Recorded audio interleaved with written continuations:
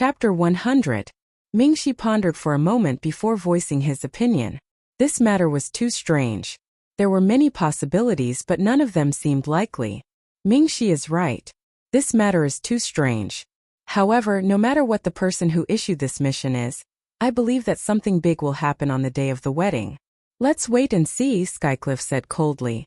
In the end, Mingxi and the others' plan to go on an adventure could only be temporarily put on hold. Their friend's wedding was about to be ruined. How could they just leave like that? On the other hand, after Fengwu and the others ate a delicious meal and roast duck, the group lazily went to find a cheap hotel to stay in. The 5 of them booked 3 rooms, 1 single room and 2 double rooms. Fengwu and Tingyu stayed in one room, Tingfeng and Peiqing stayed in the other room, and Ajur stayed in the last room. His original words were, "This young master doesn't want to stay in the same room as 2 stinky men." Well, he was the team leader. Moreover, Tingyu and the other 2's expenses were deducted from the mission reward. In order to prevent them from running away and not paying up, he even made them sign an IOU. After a good night's sleep, the group gathered in Ajur's room at noon the next day to discuss the big plan. What do we do now? Are we really going to wait until the day of the wedding to rob the bride or the groom? Tingyu bit her lip and asked lazily. She had slept for too long. She slept until her whole body was lazy. I don't think so. The wedding day will definitely be heavily guarded, and I'm afraid that we won't be the only team that will choose to rob the bride on that day. It's too difficult to snatch a bride from so many strong teams. Tingyu shook his head, directly rejecting this idea. Idiot, do you think I asked you to come here 2 months in advance just to wait for the wedding to start and then rob the bride or groom? You're all so stupid. Don't even mention the fact that I'm in the same team as you. I can't afford to lose face like that. Ajur looked at them with disdain. He didn't have any hope for their IQ at all. Captain, could it be that you've already thought of an idea? Peiqing approached with a fawning expression. Get lost. Don't disgust me. Ajur bluntly sent him flying. The quest only asked us to disrupt the wedding. It didn't say that we had to steal the bride. Other than disrupting the wedding on the day itself, we can also cancel the wedding, Ajur said with a glint in his eyes. How can I cancel it? Are we going to assassinate one of them? Tingfeng began to come up with a bad idea. You're so stupid. Can't you just destroy their feelings for each other and then cancel the wedding? Peiqing's intelligence was much more damaged than Tingfeng and Tingyu. Look at him, he hit the nail on the head. Are you talking about a honey trap? Tingfeng's eyes lit up. She then looked at the 2 girls. That's a good idea. Little you and Xiao Wu are both beauties. One of you is pure and cute, while the other is lively and pretty. I don't believe that the 2 of you can't attract that Sir John Germain. Tingfeng stared at the 2 girls with sparkling eyes. Tingyu leaned towards Fengwu in fear. Do you have any humanity left in you? We're just 2 weak girls. You actually want us to seduce German. What if he goes berserk and does something to us? Tingyu immediately refused. She didn't want to seduce a stinky man. She didn't even want to think about it. No, little you. Think about the 200,000 gold coins and the debt we owe Captain. You have to go. And Xiao Wu too. In short, all of our happiness depends on you. Peiqing looked at the 2 girls as if he was looking at his saviors. It was as if they were his light, his water, and his world. Shut up. Xiao Wu can't do it. Letting you go. Ajur's face darkened. What he wanted to say was to find a beautiful woman to cause some trouble for the newlyweds. It would be best if she could catch them in bed. He didn't believe that Minali would still marry a man who fooled around before marriage. This noble lady was extremely prideful. Furthermore, Minali came from a good family and was a famous beauty. This kind of woman would definitely be even more prideful. There was no way she would accept a man who had embarrassed her before marriage.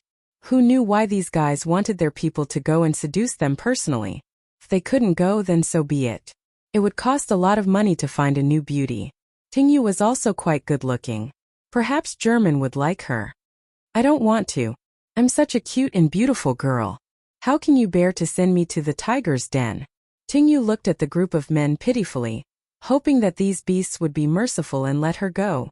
Why must you seduce German? Why can't you seduce Minari? Fengwu's suspicious voice suddenly sounded. Fengwu was just curious. Why did they have to target a man? Wasn't there a bride?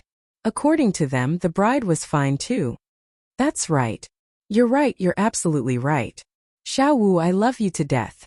Why didn't I think about it? You have 3 men, and they're all handsome men. Any one of you can definitely beat that German in terms of looks. So this quest should have you guys try to seduce him. I believe it will be more successful than my seduction. Tingyu became happier as she spoke. In contrast to Tingyu's good mood, the 3 men felt terrible. They never thought that one day they would need to use their beauty to do a mission. The 3 of you are so good-looking. Minori will definitely like you. Fengwu sat there expressionlessly. She looked at them from head to toe and finally came to this conclusion. There was no need. They didn't want to be liked by Minori at all in the end. Under the Fengwu girl's pure and serious gaze, the 3 men were defeated. The most basic plan naturally changed from a beauty trap to a beauty trap. Have you decided who will go? Tingyu relaxed because she didn't have to do anything. She was in a good mood as she sat there and enjoyed the show. Why don't Captain go? I believe that with Captain's handsome face that can mesmerize all women, you will definitely succeed. Pei Qing looked at Ajur. His eyes revealed a few words. I believe in you, Captain. Who wants you to believe in me? Ajur felt his feet itch. He really wanted to beat someone up. I think Tingfeng is a good choice. I heard that Minori is already in her 20s. When she sees Tingfeng, she will immediately want to eat her up. Ajur set his sights on Tingfeng, who had a weak face. Chapter 101. I can't. How can I compare to the 2 of you? Besides, that lady Minori is only 20 years old. She's not 20 years old. Isn't she the most suitable age for our Pei Qing Gij? The 3 of them each pushed a pretty boy. No one wanted to be the pretty boy in the pretty boy trap. They were all pure young men. They couldn't let a woman they didn't know taint their innocence. The 3 of them pushed each other. They discussed until the sky turned dark, but they still couldn't figure out which boy to send to be the pretty boy in the pretty boy trap. After another day, the 5 of them started to inquire about Minori's whereabouts. Fortunately, Minori was actually quite a low-profile person. They found out that other than going to the library from time to time to read books, she rarely appeared in other places. She even rarely attended banquets. The library was naturally not a place where ordinary people could go. Reading books in the library cost 2 gold coins an hour. Other than rich people, how could ordinary people afford it? 2 gold coins an hour? That's too expensive. With so many of us waiting there every day, how much money would it cost? Why don't we just wait at the entrance of the library? It'll save money that way. Tingfeng thought about the increasing debt, and really didn't want to let the debt pile up even higher. No, hanging around the entrance of the library every day would attract too much attention. Ajur directly shook his head and refused. I know a type of person who doesn't need to pay to enter the library. Pei Qing suddenly said. Who? Everyone asked. Disabled people. Pei Qing said seriously. Go away. You're the disabled one. Tingfeng said unhappily. Stupid, Pei Qing wants us to pretend to be disabled. Tingyu knocked on her useless brother's head. That's a good idea. Everyone unanimously agreed. Fengwu, how do we pretend? She tilted her head in confusion. Xiao Wu, as long as you don't talk, it shouldn't be a problem to pretend to be mute. Ajur said. Fengwu nodded, indicating that she understood. As for the others, it shouldn't be a problem for them to pretend to be crippled, deaf or paralyzed. Ajur thought for a few seconds. In order to better deceive the librarian, the 5 of them specially got crutches, bandages and wheelchairs. This was a complete set of equipment. After another day, a group of Heaven's Fault and Earth's Fault appeared at the entrance of the library. They were either deaf-mute or disabled, causing the librarian to take a few more glances at them. It had to be mentioned here that although the country had a rule that disabled people could come here to read books, it was still not enough. However, there was not a single person who actually came to read. Those who came here were all from rich families. Which disabled person would be so stupid as to come here and enjoy the supercilious looks of these rich people? The librarian was a middle-aged uncle. This uncle had been managing the books in the library for many years. This was the first time he had seen a disabled person visit this magnificent library. Although the uncle felt that the 5 disabled people did not know their place, the rules were there. He had no reason to ask them to leave. Therefore, this uncle librarian pretended not to see the 5 monsters. However, while the uncle librarian pretended not to see them, the others were obviously unhappy. They thought that the librarian would throw out these monsters that polluted the air, but they did not expect that he would just pretend not to see them. Some of the aristocratic youths did not even know that the librarian had such a rule to allow disabled people to read books. Because they did not know, the aristocratic youths were not satisfied. Why? Why did they let these monsters in? They were obviously commoners. Why should they sit in the same place as aristocrats and breathe the same air? They were not satisfied and went to the librarian to ask him to throw these guys out. In the end, they found out from the librarian that the librarian had such a rule. What if the librarian did not listen to them and was not willing to chase them out? It did not matter. They could chase them out themselves. Therefore, some of the youths began to take action. Where did this stench come from? You damned beggars, it's really stinky. Why aren't you getting the hell out of here? Because you guys are here, the style of this place has become lower. A young man dressed in luxurious aristocratic clothing was the first to walk over and make things difficult for them. That's right, get out, get out. This young master still has to participate in the academy's examination tomorrow. If this young master's reading is affected because of you, can you 5 monsters bear the responsibility? Another young man wearing the academy's uniform also came over and retorted, "We won't go out. We are disabled people. If you dare to drive us out, believe it or not, we will immediately go to the entrance of the palace to report you. Disabled people can come to the library to read books. That is the order of the previous monarchs. Who do you think you are? You dare to question the monarch's order?" Pei Qing represented the 5 people and fiercely criticized the 2 teenagers who came to find Jia. When the 2 youths were reprimanded by Pei Qing, the nature of the matter immediately rose from chasing them out to being disrespectful to the king. Daring to question the orders of the previous kings was the rhythm of having a death wish. Seeing that they could not gain any advantage, the 2 youths who came to find trouble could only leave dejectedly. The others who were originally watching could only give up on the idea of finding trouble with them when they saw that the demiurge flawed and earth-lacking monsters were not easy to bully. Fengwu, a juror and the rest casually found some books in the library and sat there to read. No one came close to them within a 2-meter radius of them. These aristocratic youths all treated them as if they were some kind of virus and avoided them. Most of them did not even read the books here and directly borrowed them to slowly read at home. The 5 of them stayed in the library for a total of 10 days. During these 10 days they basically stayed in the library except for sleeping. It was so boring and tedious that if it was not for the huge carrot of 200,000 gold coins dropping in front of them, they would have given up long ago. Fengwu wasn't one of the people who couldn't take it anymore. Ever since Fengwu came here, she had been quietly reading every day. She was so engrossed in her reading that she was completely unlike the others. She pretended to read, but in reality she was just chatting. Every day she would talk about why Mineli wasn't here yet, and the gossip she heard on the streets. After another 5 days, Tingfeng, Tingyu and the rest who were always active really could not take it anymore. If this went on, they would become bookworms sooner or later. "Xiaowu, you're reading so seriously every day. Are you engrossed in reading?" Tingyu asked listlessly. "Yes, I'm engrossed in reading," Fengwu answered. "I really admire you. You can even read such boring books," Tingfeng said. "They're not boring. The books are very interesting." Fengwu really liked the library. This place reminded her of the old curator who treated her very well. Chapter 102. Very good. Tingfeng leaned closer to Fengwu and glanced at the title of the book. The words "Encyclopedia of Medicinal Herbs" entered her eyes. How could this kind of book be good? Tingfeng's mouth twitched. She and Fengwu did not live in the same world. Tingyu and her brother were sprawled on the table.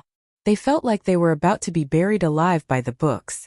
It was the same for a juror and Pei Qing. It was good to read books occasionally, but they couldn't stand reading for 8 to 9 hours straight. They weren't bookworms. They couldn't stand such a life. The librarian was just as depressed as a juror and the others. Ever since these 5 fellows took root here, the number of people coming to the library to read had decreased by half. Even the number of people who came to borrow books had decreased by half. The librarian couldn't help but want to use a broom to kick these 5 fellows out. They were too hateful. What was even more hateful was that if they were really physically disabled but mentally strong, it would be fine. But these guys, other than the very cute black-haired mute girl who sat there and read seriously every day, the rest of them were basically here to dawdle. Every day if they weren't sleeping, they were chatting. Just looking at them made one's hands itch. Since we have nothing to do, why don't we discuss who should be the one to seduce Minori when she appears? Tingyu was bored to death. She did not mind watching the boys' expressions change. Tingyu, life is too boring. I need a little stimulation. Didn't we agree that Tingfeng will be the one to go? There's no need to discuss this anymore. Pei Qing pretended to be reading a romance novel. What do you mean by I'll go? You're the one who's going. Tingfeng could not take it anymore. When did they discuss this? Why were they talking nonsense? I don't care who goes. I'm not going, Ajur said nonchalantly. Why should we? The two of them roared at Ajur, unconvinced. Because I'm the team leader. Very good, this reason was strong enough. They were speechless. At this moment, there was a commotion at the entrance of the library. Not long after, a woman in a gorgeous dress appeared at the entrance. Damn! Who is this? Did he reincarnate into the wrong body? Tingfeng cried out in alarm, pointing at the door with his bandaged hand. I think she might be a man dressed as a woman. Ajur looked carefully at the woman who had just walked in and said seriously, No, maybe she's just a woman with a man's face. Pei Qing covered half of his face with a book and said, while the three of them were pointing at the person who just came in, there were two girls sitting not far from them. These two girls also saw the person who came in and were doing the same thing as Ajur and the others. It's Lady Minori. I heard that she's going to marry Sir John Germain. I thought she would be busy with the wedding and wouldn't come to read. Who is she? She's the Queen's cousin. She has such a high status. Why would she need to prepare for the wedding? She just needs to show up on the day of the wedding. Although the two girls spoke softly, Ajur and the others were all experts. The five of them could clearly hear the two girls talking. No way, that androgynous woman is the legendary beauty Minori. Tingyu was so shocked that she almost fell off her chair. A few men also almost peed in their pants. No way, I don't dare to seduce her. You can go ahead. Tingfeng was so scared that she opened her arms and hugged the table so tightly that she almost grew on it. Good, you little bastards. How dare you pretend to be disabled and come in here to read? Do you want to die? Someone catch them. It's all your fault, you big idiot. I told you to pretend to be disabled, but you still hugged the table with both hands. Do you think we're blind? Tingyu was so angry that she threw the book in her hand at Tingfeng. That thick book was as hard as a brick when it hit a person. Ajur and Pei Qing were also angry. They had just seen the target, but their plan had failed because of an idiot. The two of them were so angry that they threw the book at Tingfeng and ran away immediately. Ajur grabbed Fengwu, Tingyu and Pei Qing and chased after them. After Tingfeng dodged the book attack, she also stood up and ran away. The guards at the entrance of the library chased them around the library like dogs. Stop, you liars. Don't even think about running away. Stop, you bastards. Don't think that you can run away. Now, even the librarian had joined the group of people chasing after the five of them. With the librarian and four guards, the group of people chasing after them had become even more powerful. The five of them weren't idiots.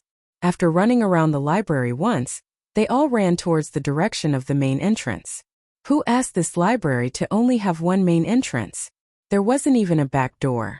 The team led by the librarian was getting closer and closer. In order not to be caught, Ajur and the others could only desperately run forward.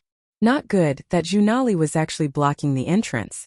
Ajur had always been a person who did not have tender feelings for women. He pushed Minori to the side. Minori fell in the direction of Pei Qing's escape route. Pei Qing had no choice but to reach out and catch Minori. Be careful, Mississippi. After politely saying that, he immediately wanted to run. Unexpectedly, Minori, who originally did not have any attack power, grabbed Pei Qing's hand. Come, bring this man back for this, miss. Minori's face, which was more handsome than a man's, had two suspicious traces of red. This was the rhythm of love at first sight. As the queen's cousin, Minori's bodyguards who could follow by her side were all ordinary experts. A few bodyguards acted together and caught the stunned Pei Qing. Pei Qing did not even have the chance to make a move before he was tied up like a dumpling. By the time Pei Qing was caught, Ajur and the others had already run out of the library. That's great. The honey trap worked. We don't even have to fight over the candidates anymore. Minali can choose her own. Ting Feng was hiding at the entrance of the library. He patted his little heart, which had almost fallen out of his chest from fright, and said in relief, as expected of Pei Qing, such a powerful woman like Minari is already infatuated with him. Ajur praised Pei Qing's efficiency. Don't we need to save him? Feng Wu heard Pei Qing's cry for help and then looked at the indifferent faces of the others. She pondered the serious question of whether or not to save him. Chapter 103. There's no need to save him. It's necessary for the mission. I'm sure Pei Qing will understand. Let's go first and not disturb them. The only person who could save Pei Qing was decisively dragged away. 3 days later, a notice was posted in the city. Sir John Germain and Lady Minari's wedding was cancelled. This matter naturally attracted the attention of all the people in the city, as well as the adventurers who had accepted the mission to ruin the wedding. Which awesome person did this? I've already made preparations to snatch the bride on their wedding day. Isn't that right? I'm also prepared to cause chaos at their wedding. I brought so many brothers here, but the wedding was cancelled just like that. What's the meaning of this? This was the wailing of the adventurers who had accepted the mission and still had not completed it. Little Chung, look at this. I wonder who completed this mission that you didn't want to accept. They're really fast. Eve rushed into Zicheng's room with a notice in her hand. Someone completed it? Zicheng stopped combing his hair and looked back. Yeah, these people are really vicious. They broke up a pair of lovers just like that. What a sin. Eve was obviously very disdainful of the people who had completed this mission. Zicheng and Eve naturally also saw this mission with a generous reward. However, this mission required them to break up a pair of lovers who were about to get married.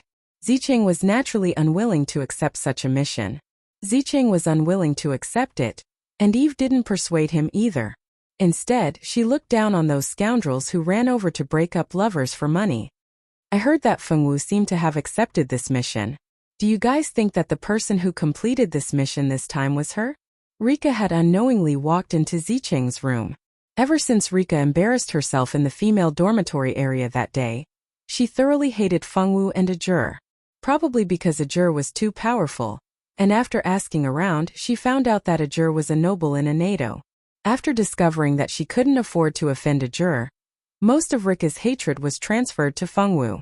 In Rika's heart, Tong Wu was the main culprit. It can't be. Does she have the ability? I heard that many people have accepted this mission. What kind of people are they? They even accepted such a wicked mission to break up an engaged couple. Eve probably because she had been with Zicheng for a long time, and the way she did things was a little Zicheng. Those who would accept the same mission as Feng Wu can't be good people. They're just scum. Rika sneered and casually sat down on the sofa. Alright, let's not talk about it anymore. Let's go see Sir John Germain first. He must be very sad right now. After all, we've met him once. When Zicheng and the others came to the Soya Empire, they happened to meet a rich young master who wanted to hit on Zicheng. In the end, he was discovered by German and saved. Although the two hadn't met, they had reached the level of ordinary friends. Feng Wu and the others didn't know that Rika had also come to this country. As soon as they received the news, they immediately went to the Adventurers Guild branch in the Soya Empire's capital. The Adventurers Guild had branches in every country in the world. Naturally, the Soya Empire had one as well. The missions they accepted in the central city could also be submitted here. Naturally, Ajur and the others ran to submit the mission as soon as possible. After checking the quest information, the 200,000 gold coins were in their hands. The four of them made a happy decision and divided the 200,000 gold coins. As for Pei Qing, they knew that Countess Minali was a good match. She would definitely love Pei Qing. Pei Qing, who was going to be the Countess's man in the future, could have as much money as he wanted. How could he be interested in such a small amount of money? Just as the four of them were about to take the teleportation portal back to the central city, an unexpected person suddenly appeared. Are you guys planning to leave your companions behind? Pei Qing's voice was so cold that it pierced their bones. No, we were planning to go back to the central city and wait for you. Don't worry, we didn't touch a single coin of your share.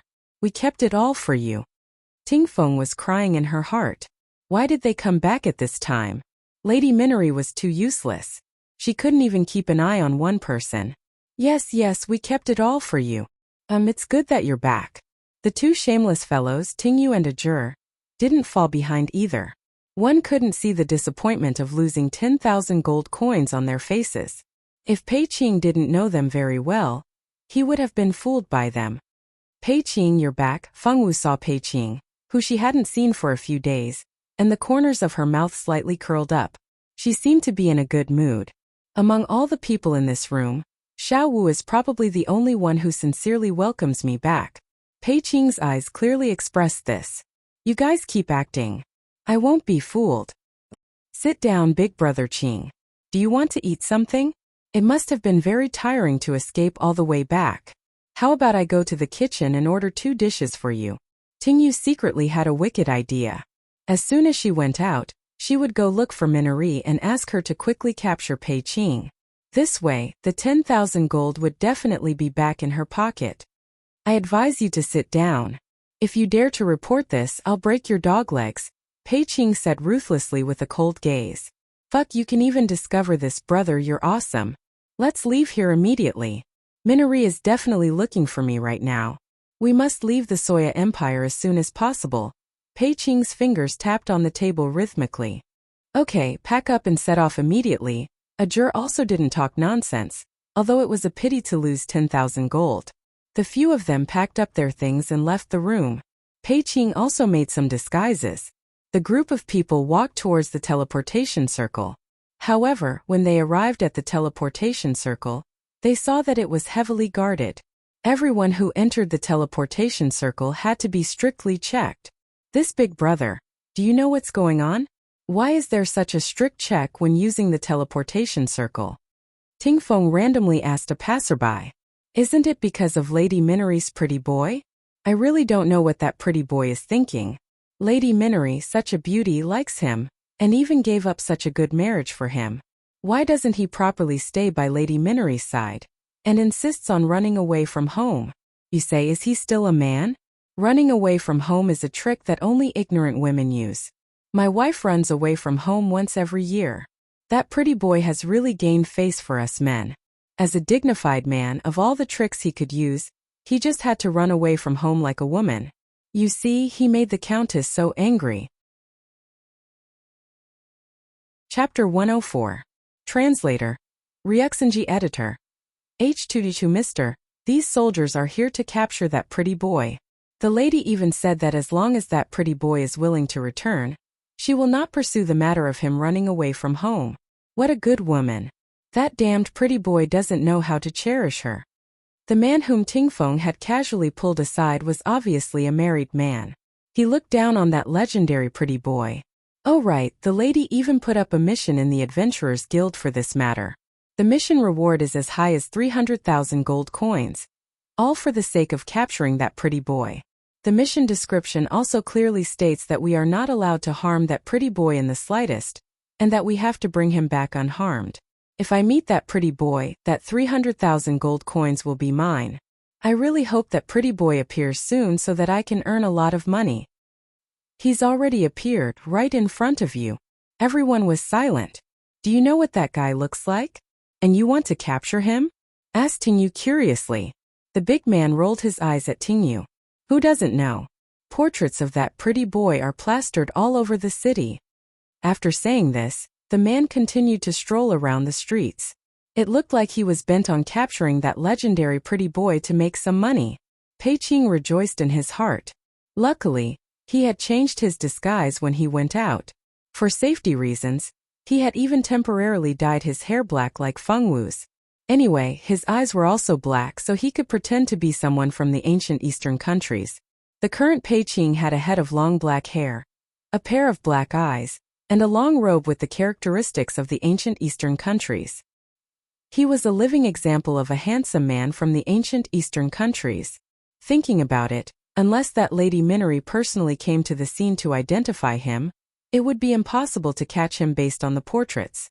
The five of them went to a restaurant and asked for a private room.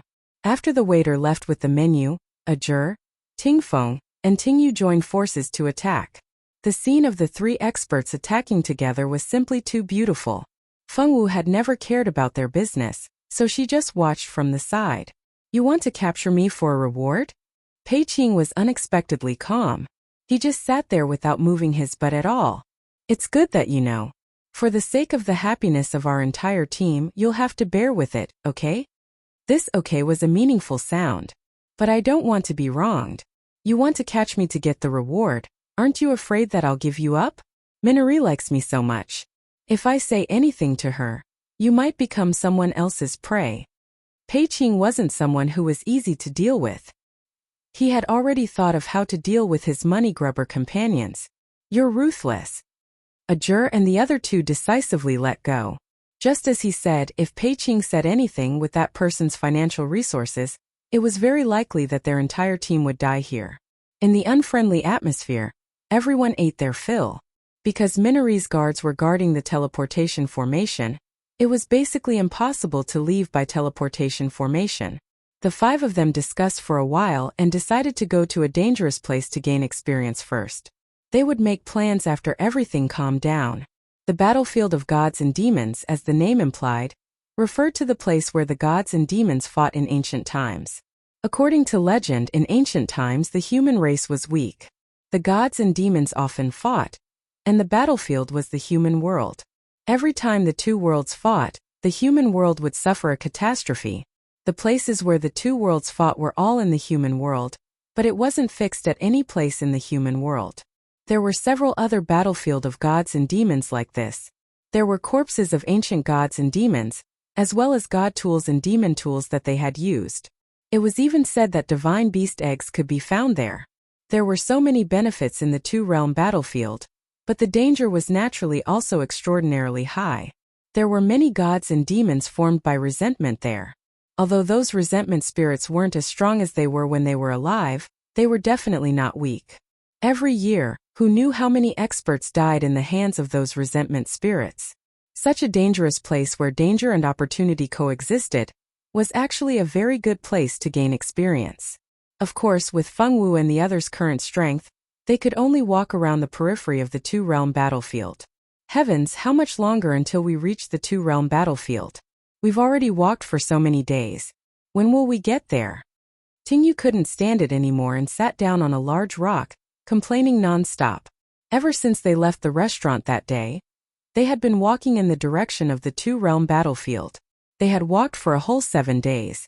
The two-realm battlefield wasn't very far from the capital of the Soya Empire. Although that place was very dangerous, there were even more opportunities. Many members of the royal family liked to go there to gain experience. Soon, right? Didn't you say it wasn't far? Tingfeng was so tired that she leaned against a tree. Let me take a look at the map first. Pei Qing took out a map. After flipping through it, he finally determined where they were. We're still 2 days away from the two-realm battlefield. However, there should be a town up ahead. We can go there and rest for a while. Alright, then let's hold on for a while longer. When we reach the town up ahead, we'll have a good meal. After saying that, Ajur pulled Fengwu's small hand, then signaled for everyone to follow with his eyes. Tingfeng and the other two could only follow.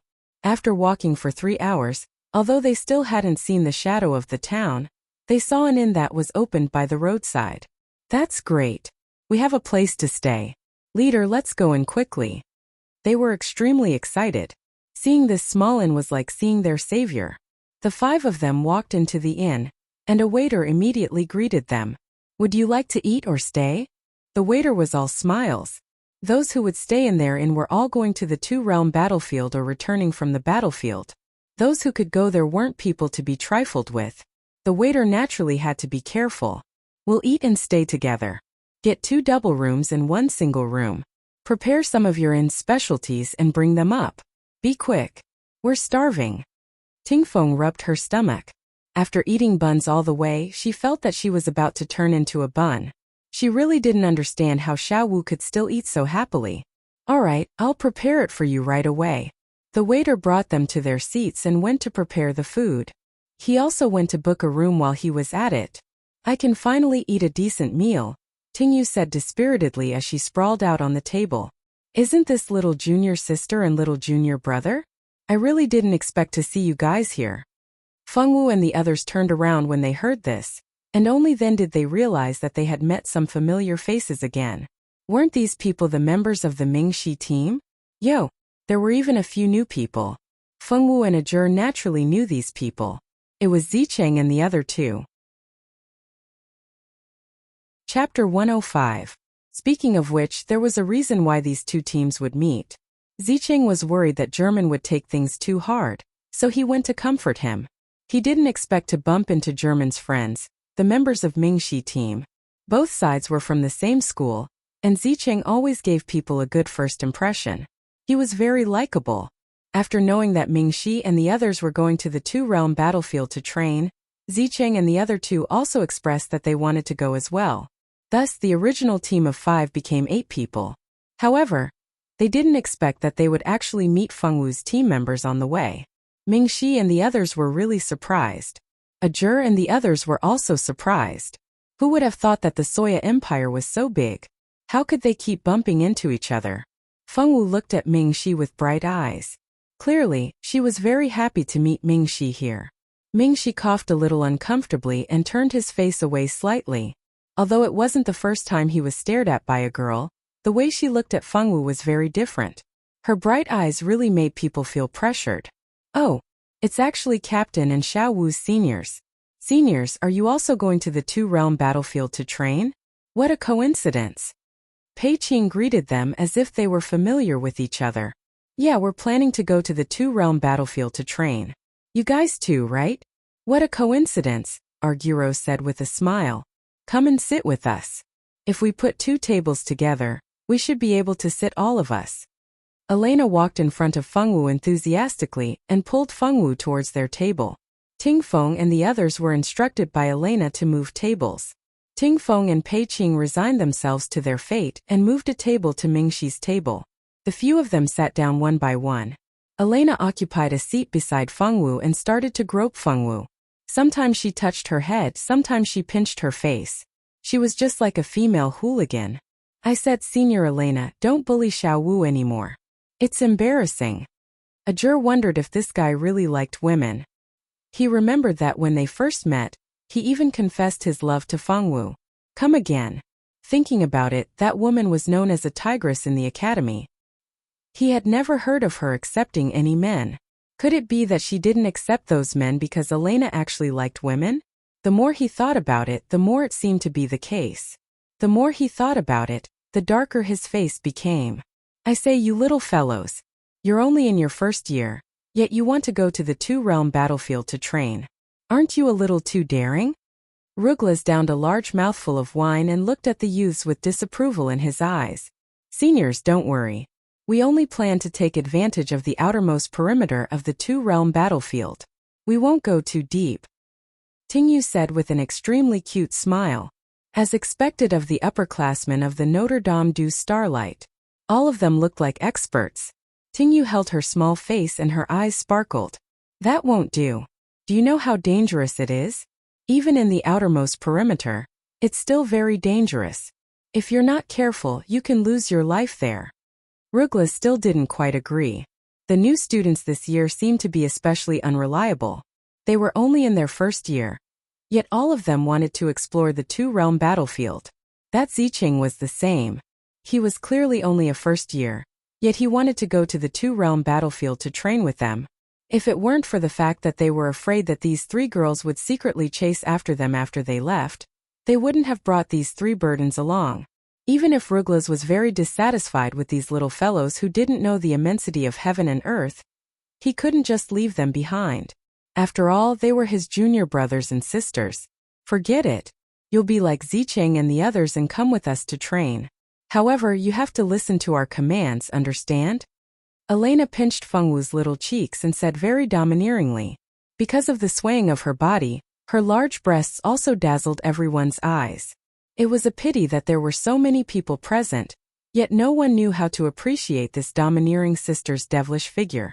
Is it really possible? Tingyu was excited. Xiaowu, that's great.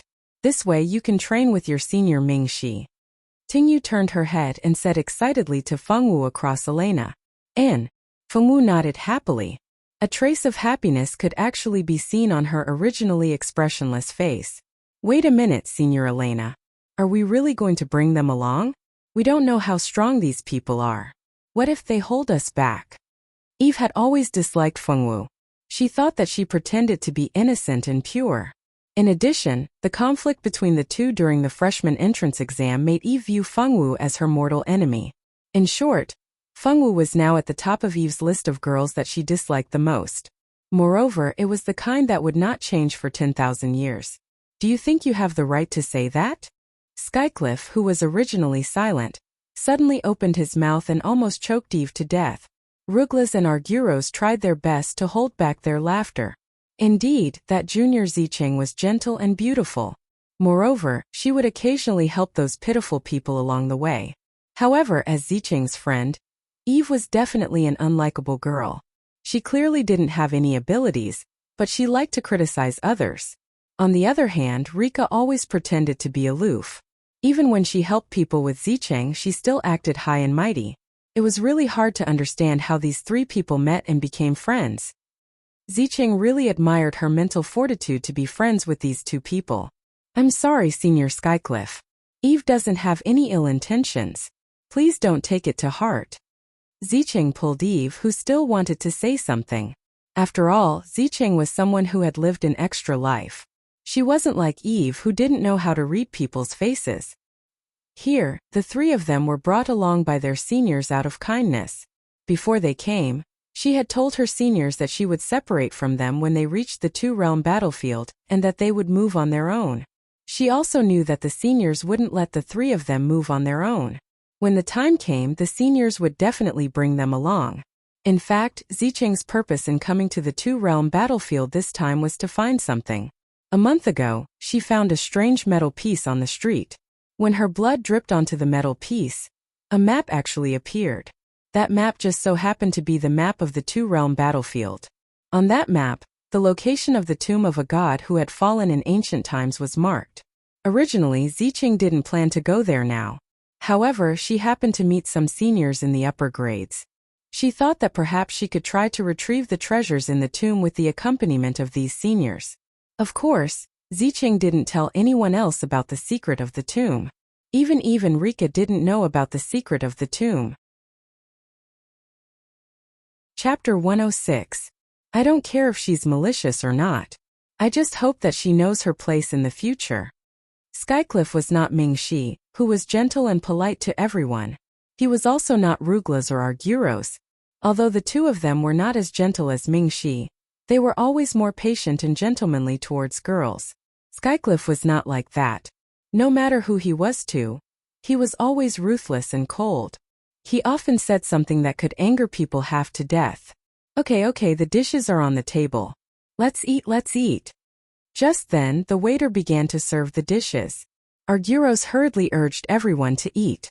Although he did not like the girl named Eve, she was still a girl. He still had to give her some face. Everyone silently picked up their utensils and began to eat, but the atmosphere suddenly became a little stiff. It was not as lively as it was at the beginning. Arguros could not stand the silent atmosphere. He wanted to say a few words to liven up the mood. Suddenly, a sudden clap of thunder sounded in the sky. A second after the clap of thunder, the rain poured down from the sky. The originally bright sky became pitch black. It was now 3 o'clock in the afternoon. It was still sunny, but it suddenly became as dark as the evening. Why is it raining so suddenly? It looked fine just now. Elena suddenly felt a little annoyed. This feeling appeared out of nowhere. Normally, experts like Elena and the others would not have any inexplicable mood changes. If they really encountered such a change, it meant that something was about to happen. Moreover, it was something related to them. Mingxi's brows furrowed without leaving a trace. A dull feeling suddenly appeared in his heart. This was not a good omen. The other members of Mingxi team also felt something was wrong. They had studied at Notre Dame du Starlight for several years. Naturally, their strength was not something that Fengwu and the other freshmen could handle. Boss, do you have a room? Help me get a room. A young girl in blue holding a large umbrella suddenly rushed in from outside the door of the small hotel. Her clothes were not stained with water, but she looked a little embarrassed. Irene knew that Zicheng would encounter her first fated opportunity here, so she naturally made up her mind to come and snatch the female lead's fated opportunity. Thus, she purposely timed her arrival at the two-realm battlefield to look for the female lead. Her plan was to sneak into the female lead's team and search for treasures together with her. However, she did not expect to encounter such a heavy downpour when she was only a dozen steps away from the inn. Fortunately, she reacted quickly and took out a special large umbrella from her spatial ring to cover her head. Otherwise, she would definitely have become a drowned rat by now. All right. I'll get you a room right away." The owner behind the counter was more than happy to oblige. He immediately got Aaron a room. "Ah, Zicheng, Fengwu, why are you guys here?" Irene seemed to be very surprised to see them here and naturally walked over. No one would suspect that this girl had already known the plot and ran here to wait for someone.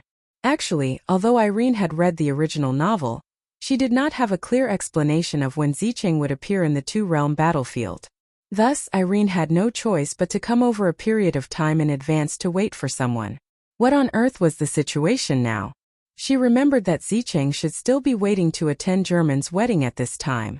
Why did he appear a few days in advance? What on earth had gone wrong? Moreover, in the novel, although the wedding could not proceed with German's wedding, the reason was definitely not that the bride had fallen in love with some pretty boy. Instead, it was because German had been captured by someone, causing the wedding to fail.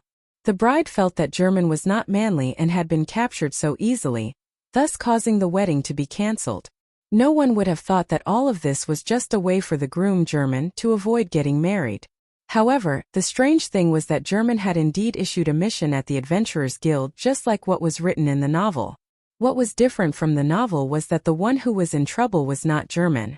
Instead, it was the bride who was seduced by a pretty boy. Could it be that her butterfly fan was too strong, causing this wedding farce to change beyond recognition? Originally, German had been kidnapped these 2 days, and the ones who had kidnapped German were Senior Mingxi and the others.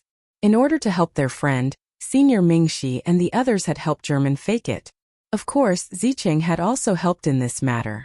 After the wedding was cancelled, Zicheng would naturally follow Senior Mingxi's team to the two-realm battlefield. The development of the story should have been like this. Why did the script suddenly change? Not only did the details of the cancelled wedding change, but even the people who appeared here changed. What was going on with Fengwu and the others? These people were clearly not mentioned in the novel. No matter how turbulent Irene's heart was, she still maintained a pleasantly surprised smile on her face. "Irene? I really didn't expect to meet you here. Alright, why are you here?" Zicheng was also a little surprised to see Irene. "I'm here for a mission, the mission to ruin the wedding. Who knows which great god is so powerful? Our team didn't even make a move, and it was already completed by someone else. Originally, I wanted to go back directly, but then I thought that since I've come to the Soya Empire, I should at least take a look at the magic crystal mine. That's why I appeared here. What about you guys? Don't tell me you're also thinking of going to the magic crystal mine like me." Of course, Irene couldn't say that she also wanted to go to the two-realm battlefield. She was a new student, and it was very strange for her to go to the two-realm battlefield alone. Fortunately, she had already thought of a reason. On the same path as the two-realm battlefield, there just happened to be a large-scale magic crystal mine. That mine had always been in the hands of the Soya Empire's royal family. The more precious magic crystals in the mine had naturally been mined out, and the remaining ones were taken out to attract travelers and adventurers from various countries. Each person only needed to pay 10 gold coins to mine as much as they wanted in the magic crystal mine. Whatever they dug out would be theirs. That mine was very famous. Some people were extremely lucky and had indeed dug out rare magic crystals. However, there were even more people who didn't dig out anything, or only dug out some magic crystals that weren't too precious. So you want to go to the magic crystal mine. But what about your teammates? Are they behind you? Zicheng smiled in a friendly manner, but there was a bit of estrangement in his smile. This Irene was a very strange person. Zicheng had also tried hard to increase her friendliness, but found that no matter what she did, Irene's friendliness towards her never passed. Zicheng had never encountered such a situation before. Her intuition told her that there was something wrong with Irene. Chapter 107. Those who were not affected by her favorability system must have secrets that she did not know. Although Zicheng did not want to interact with such people, he did not want to offend them either. As long as she did not take the initiative to provoke him, Zicheng did not mind maintaining a friendly relationship with her on the surface. They have already left. Those guys couldn't wait to return to the central city as soon as they heard that the mission was completed. It was originally a temporary team for the mission. I can't force them to mine with me. After saying that, she winked playfully. Speaking of the mission, Ajur and the others couldn't help but feel guilty. Let alone the mission, if these guys knew that their team was the one that completed the mission, and that there was someone in their team with a high bounty on their head, who knows what would happen. It was unknown if Ajur and the others' prayers were effective, but Irene finally changed the topic. Are these the seniors in the school? Although she already knew their identities, Irene still had to pretend that it was the first time she had met them. Little Junior, you know us? Argyros touched his chin and asked with interest. Interesting. What day was it today? I just met Fengwu and Ajur, these two juniors, and now there was another junior.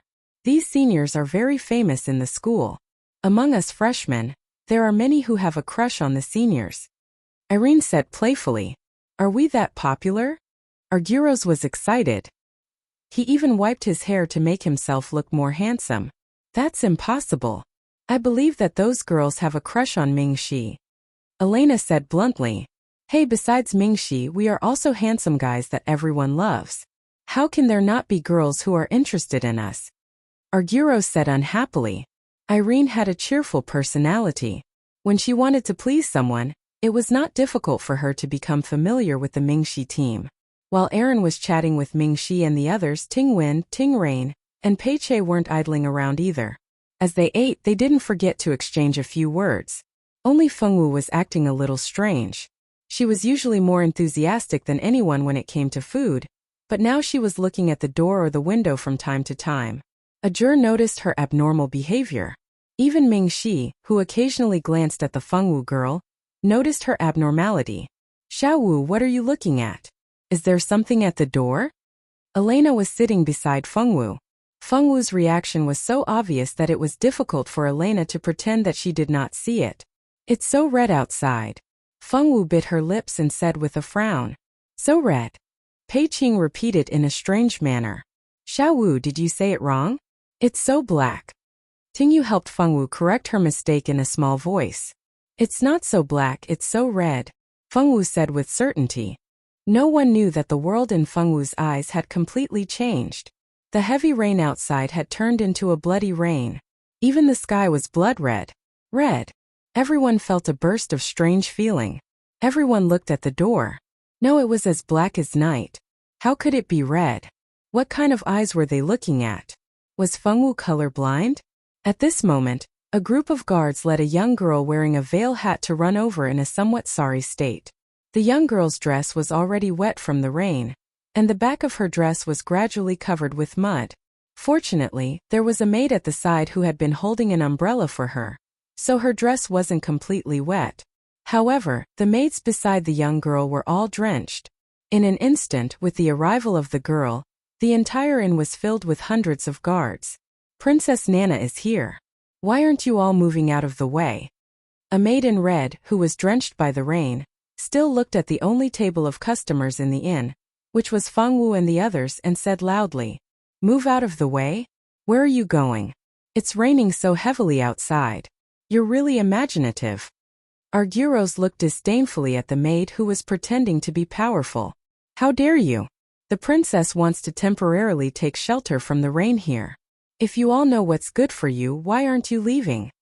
The maid in red shouted sternly. "In terms of first come first serve, we came first. Why should we leave?" "What bullshit, princess." Ruglas didn't put her in his eyes at all. "You all..." The maid wanted to say something, but was stopped by a man in armor who was dressed as a commander. "That's enough. It's raining so heavily outside. You, a little maid, actually want to chase the commoners out? Even if the king was here, he would not bully the commoners like this. The commander shouted at the red-clothed maid. All right, stop talking. Quickly prepare a room for this princess. This princess is about to die from exhaustion. The Princess Nana wearing the veil hat said impatiently. Boss, immediately prepare a good room for the princess. The commander said to the boss. Yes.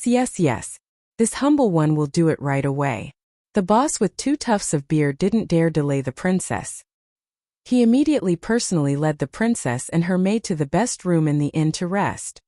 That commander isn't bad. Tingyu said. He isn't bad. Unfortunately, that princess doesn't look like a good person. Rika, who hadn't said anything until now, opened her mouth. For a proud girl like Rika, she never liked girls who had a higher or lower status than her.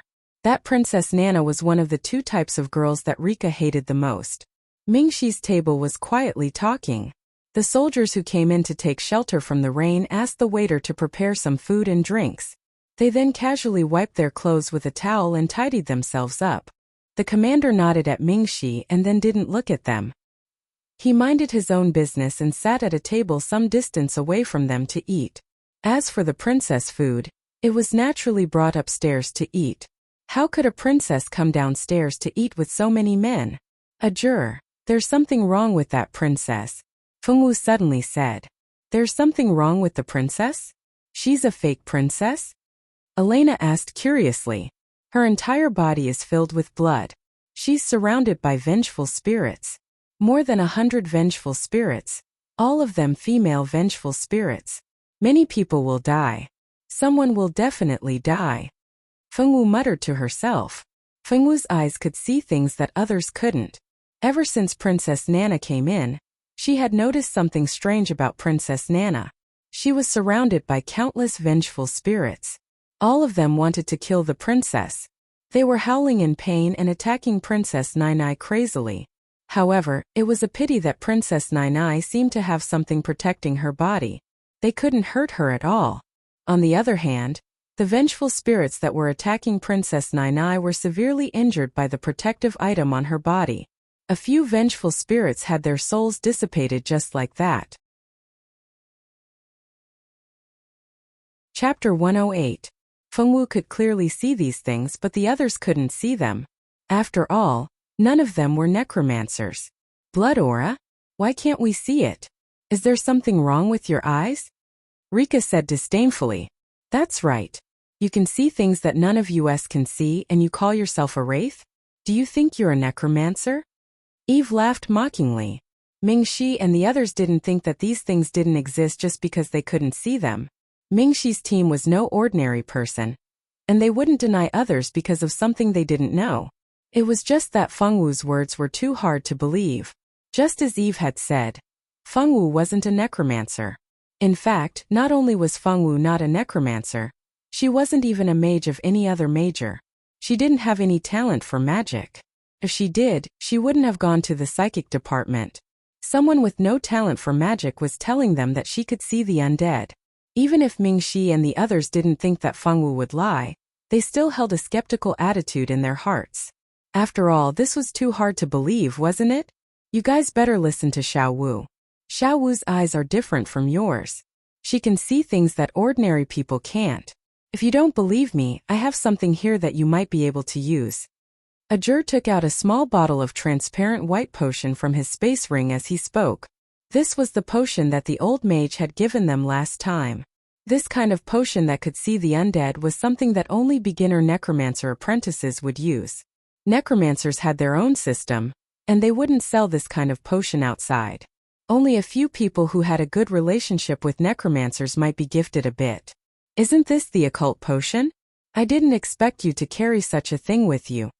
Elena exclaimed in a low voice. This occult potion was named after it was sprayed on a person's eyes. It was said that the person who created this occult potion was a god-ranked necromancer, the world's first necromancer. When that mage became a god, he created this potion in order to ensure that the necromancer's legacy would not be cut off. The purpose of this potion was to help necromancer apprentices who had yet to open their eyes to see the existence of the undead, and to help those apprentices get used to interacting with spirits faster. Only necromancers knew the formula of this potion. Although these necromancers weren't very harmonious, They still had a common sense of protecting the formula. It didn't matter if the person was a white magician or a dark necromancer. At the very least, they wouldn't divulge the secret of the occult potion to outsiders.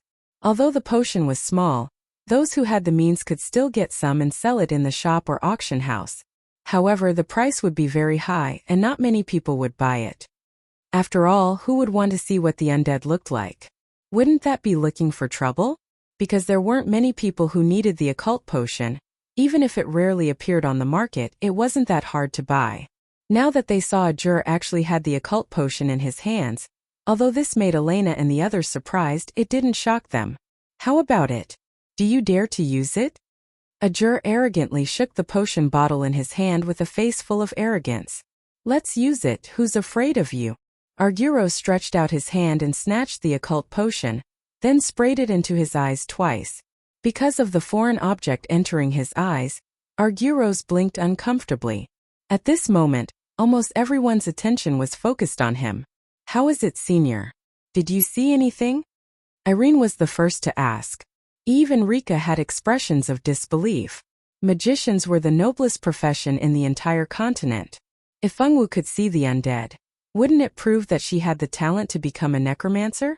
Necromancers were very strong in battle, and they also had long lifespans. Legend had it that they had their own ways to extend their lifespans. It was really difficult to convince them that Fengwu, who had a little bit of magic talent, had the potential to become a necromancer. Anyway, they wouldn't believe it even if you beat them to death. How is it? Elena and Ruglas were also very curious. Arguros blinked. When he opened his eyes again, he found that the world had changed. The world that was originally as dark as night had turned into a blood-red color. The blood-red color surrounded the entire small inn. The inn was filled with red blood mist, and the screams of the undead could be heard coming from the second floor. The strange thing was that there were so many people in the hall eating and drinking in this large blood mist, and they weren't affected at all.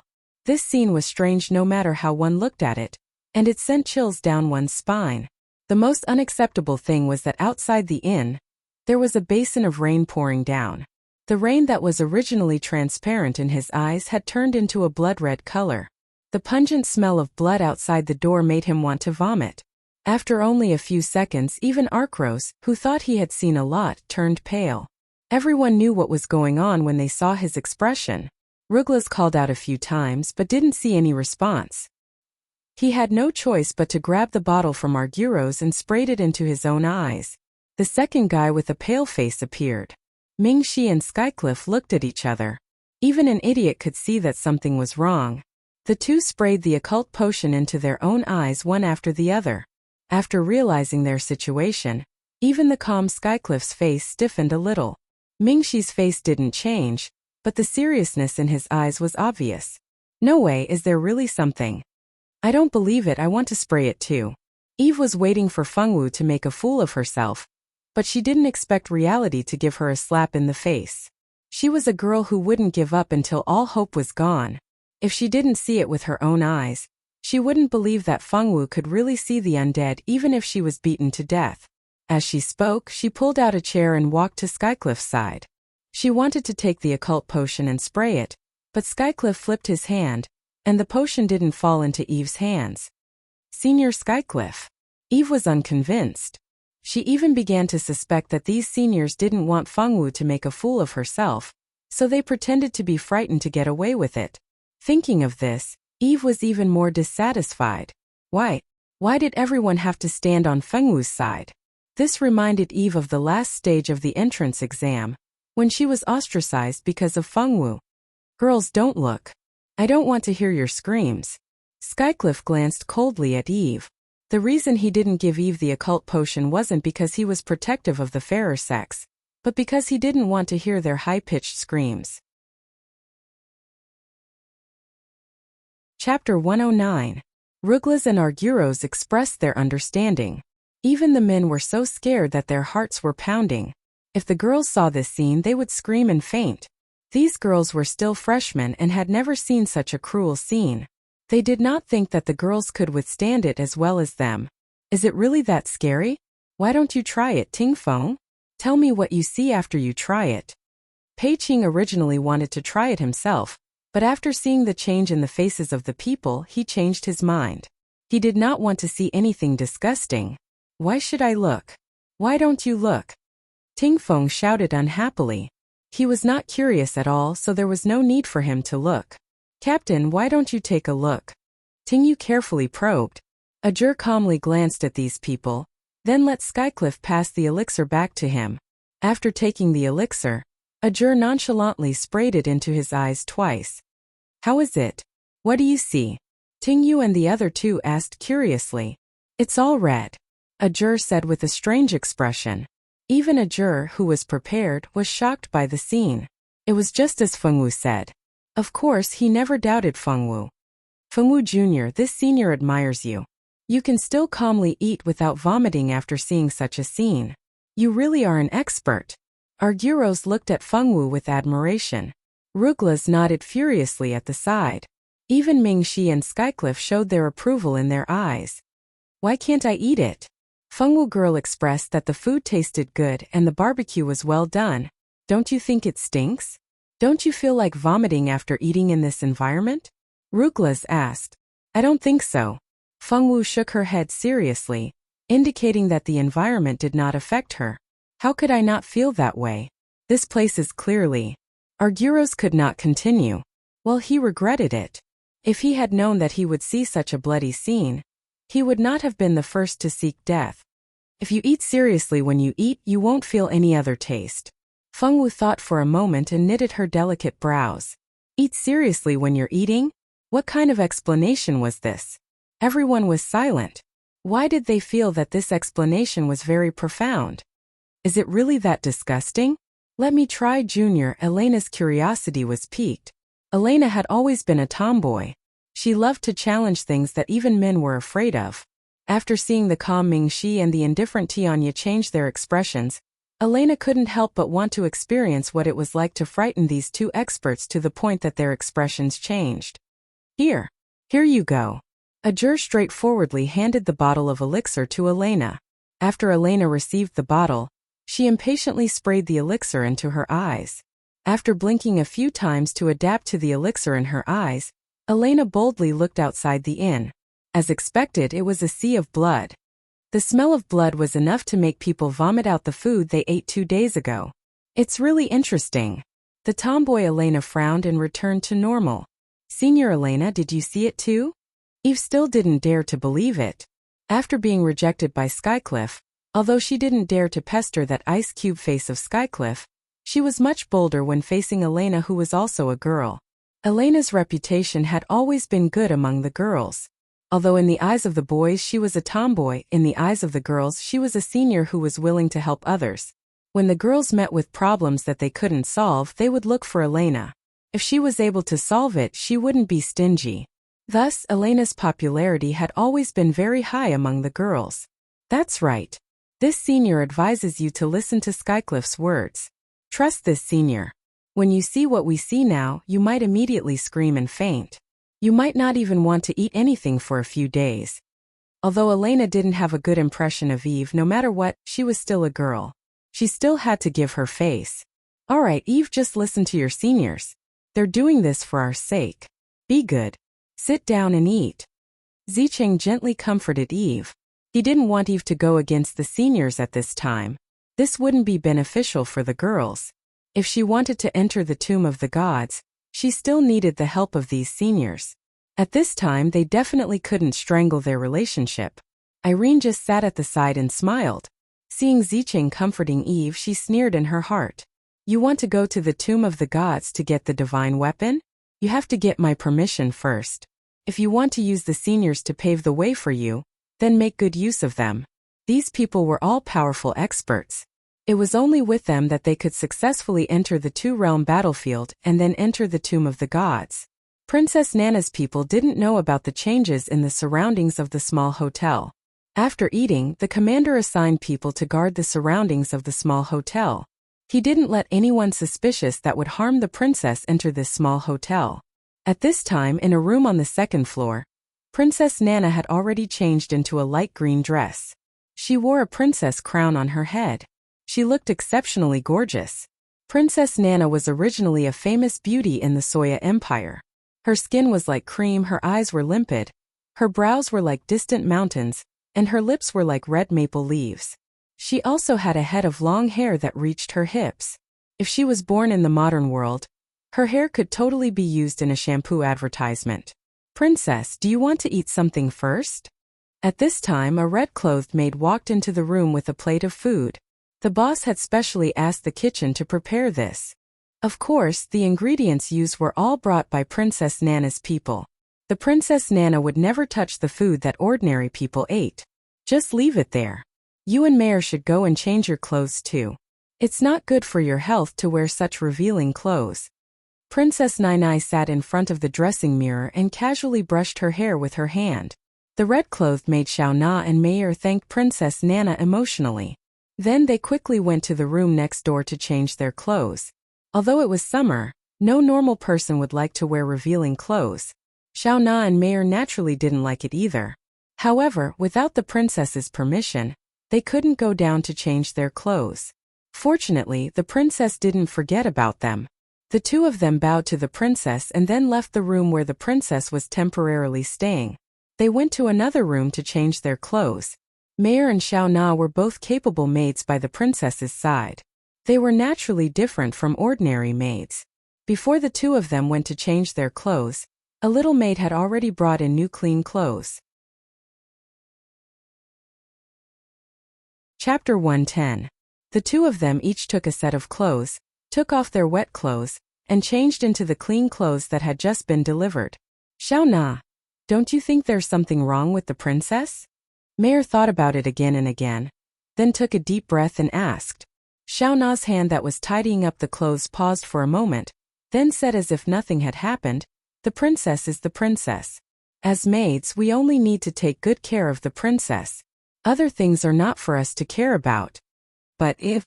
Mayor bit her lip and said with some reluctance. "There's no if. We've already boarded the princess ship. There's no turning back. Don't think too much and do your job well." Xiao Na pulled her skirt and stepped out of the room where they changed their clothes. Mayor still wanted to say something, but in the end, all the unspoken words turned into a sigh, and then followed her out of the room. Xiao Na was right. No matter what they found, they could not spread it out. If it was spread out, they would die. At this time downstairs, Feng Wu and the others had already eaten their fill. Of course, those who were full were probably those who were mentally strong enough, or those who did not see anything at all. Most of the people who saw those scenes said that they could no longer eat anything, and that they wanted to vomit as soon as they ate. "Xiao Wu, what do we do now?" Tingyu's little heart was pounding in fear. Ever since she knew that this place was actually surrounded by a large pool of blood, Tingyu's heartbeat had not calmed down. "We don't have a necromancer among us. This kind of situation should be handled by a necromancer." Arguros's face was a little pale, and he looked a little dispirited. "It's too late. Necromancers are rare. Even if the Soya Empire has a necromancer, it's impossible for him to come here in such a short time." Mingxi's face looked calm, but deep worry could be seen in his eyes. Mingxi was a rare handsome man in the world. Now that he looked so worried, it made people feel sorry for him. They wished they could bring all the good things in front of him, just to ask him to show off his beauty. "Xiao Wu, can you summon Liddy over? I remember that the necromancer gave Liddy some training methods before he left. Maybe she knows what's going on." Ajur thought for a few seconds and suddenly thought of the little undead who had been missing since they brought her back. "Okay, I'll give it a try." Feng Wu nodded and tried to summon Liddy in her mind. Liddy was Feng Wu's contract spirit, and she had no strength. When Feng Wu needed her, she could summon her no matter where she was. Because both sides had signed an equal contract, if Feng Wu wanted to successfully summon her contract spirit, she had to get the contract spirit's consent. It was not as binding as a master-servant contract. When she wanted to summon her contract spirit, regardless of whether the other party was willing or not, she could forcibly summon her contract spirit to her side. "Who is Liddy?" Elena asked on behalf of everyone. "That's Xiao Wu's contract spirit. Even if she can't help us, she should be able to explain the current situation. That way we'll know what to do." Ajur said faintly. Everyone made an "oh" sound. They hadn't thought that Feng Wu would actually have a contract spirit. Wasn't it said that only necromancers could contract spirits to fight for them? After a minute behind Fengwu, everyone who had used the occult potion could see a burst of white smoke suddenly appear. Then, a cute little girl about 11 or 12 years old wearing white clothes suddenly appeared behind Fengwu. The little girl curiously looked left and right. After discovering that she was surrounded by a blood-red mist, her entire soul felt unwell. Heavens! Xiao Wu, how could you summon me to such a dirty place? This place is full of resentment, it's dirty and smelly. The little girl's cute little mouth was full of complaints. Wow, what a cute spirit. I thought that spirits would all have a green face and fangs or bleed from all 7 orifices. I didn't think that spirits could be so cute. Ruglas propped up his chin with both hands and stared at Liddy with interest. Cute little girl, are you Liddy? You're so cute. Elena loved cute little girls the most. If it weren't for the fact that the little girl was a spirit and did not have a physical body for her to ravage, Liddy might have already buried her head in her chest and served her miserably. Huh, you can see me? Liddy was surprised that so many people could see her, but she immediately came to a realization. So it's the occult potion, no wonder you can see me. Tell me, why did you call me here? I was having fun when you called me here. She pouted unhappily.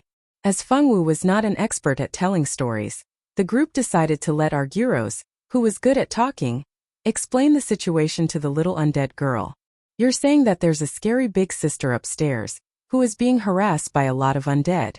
The sky outside has turned red. The rain has turned into a bloody mist, and the whole house is covered in a bloody mist. That's it, right? Liddy simplified Ajigro's long speech into a few short sentences. That's right, that's it. Say, little girl Liddy, do you know what's going on? Why is it that we can only see the bloody rain outside after we sprayed the occult potion on it? Without the occult potion, we can't even smell anything, let alone see it. The group had a lot of doubts. Arguros finally found someone who could answer his doubts, so he could not wait to ask. Among the group, except for a few girls who had not sprayed the occult potion, the scene in the eyes of the boys and the 2 girls, Fengwu and Elena, was almost like Azura hell. It was said that the place where the Azuras lived was full of blood. The place they were in now was probably not much worse. Liddy rolled her eyes. During this period, Liddy had not been idle at all.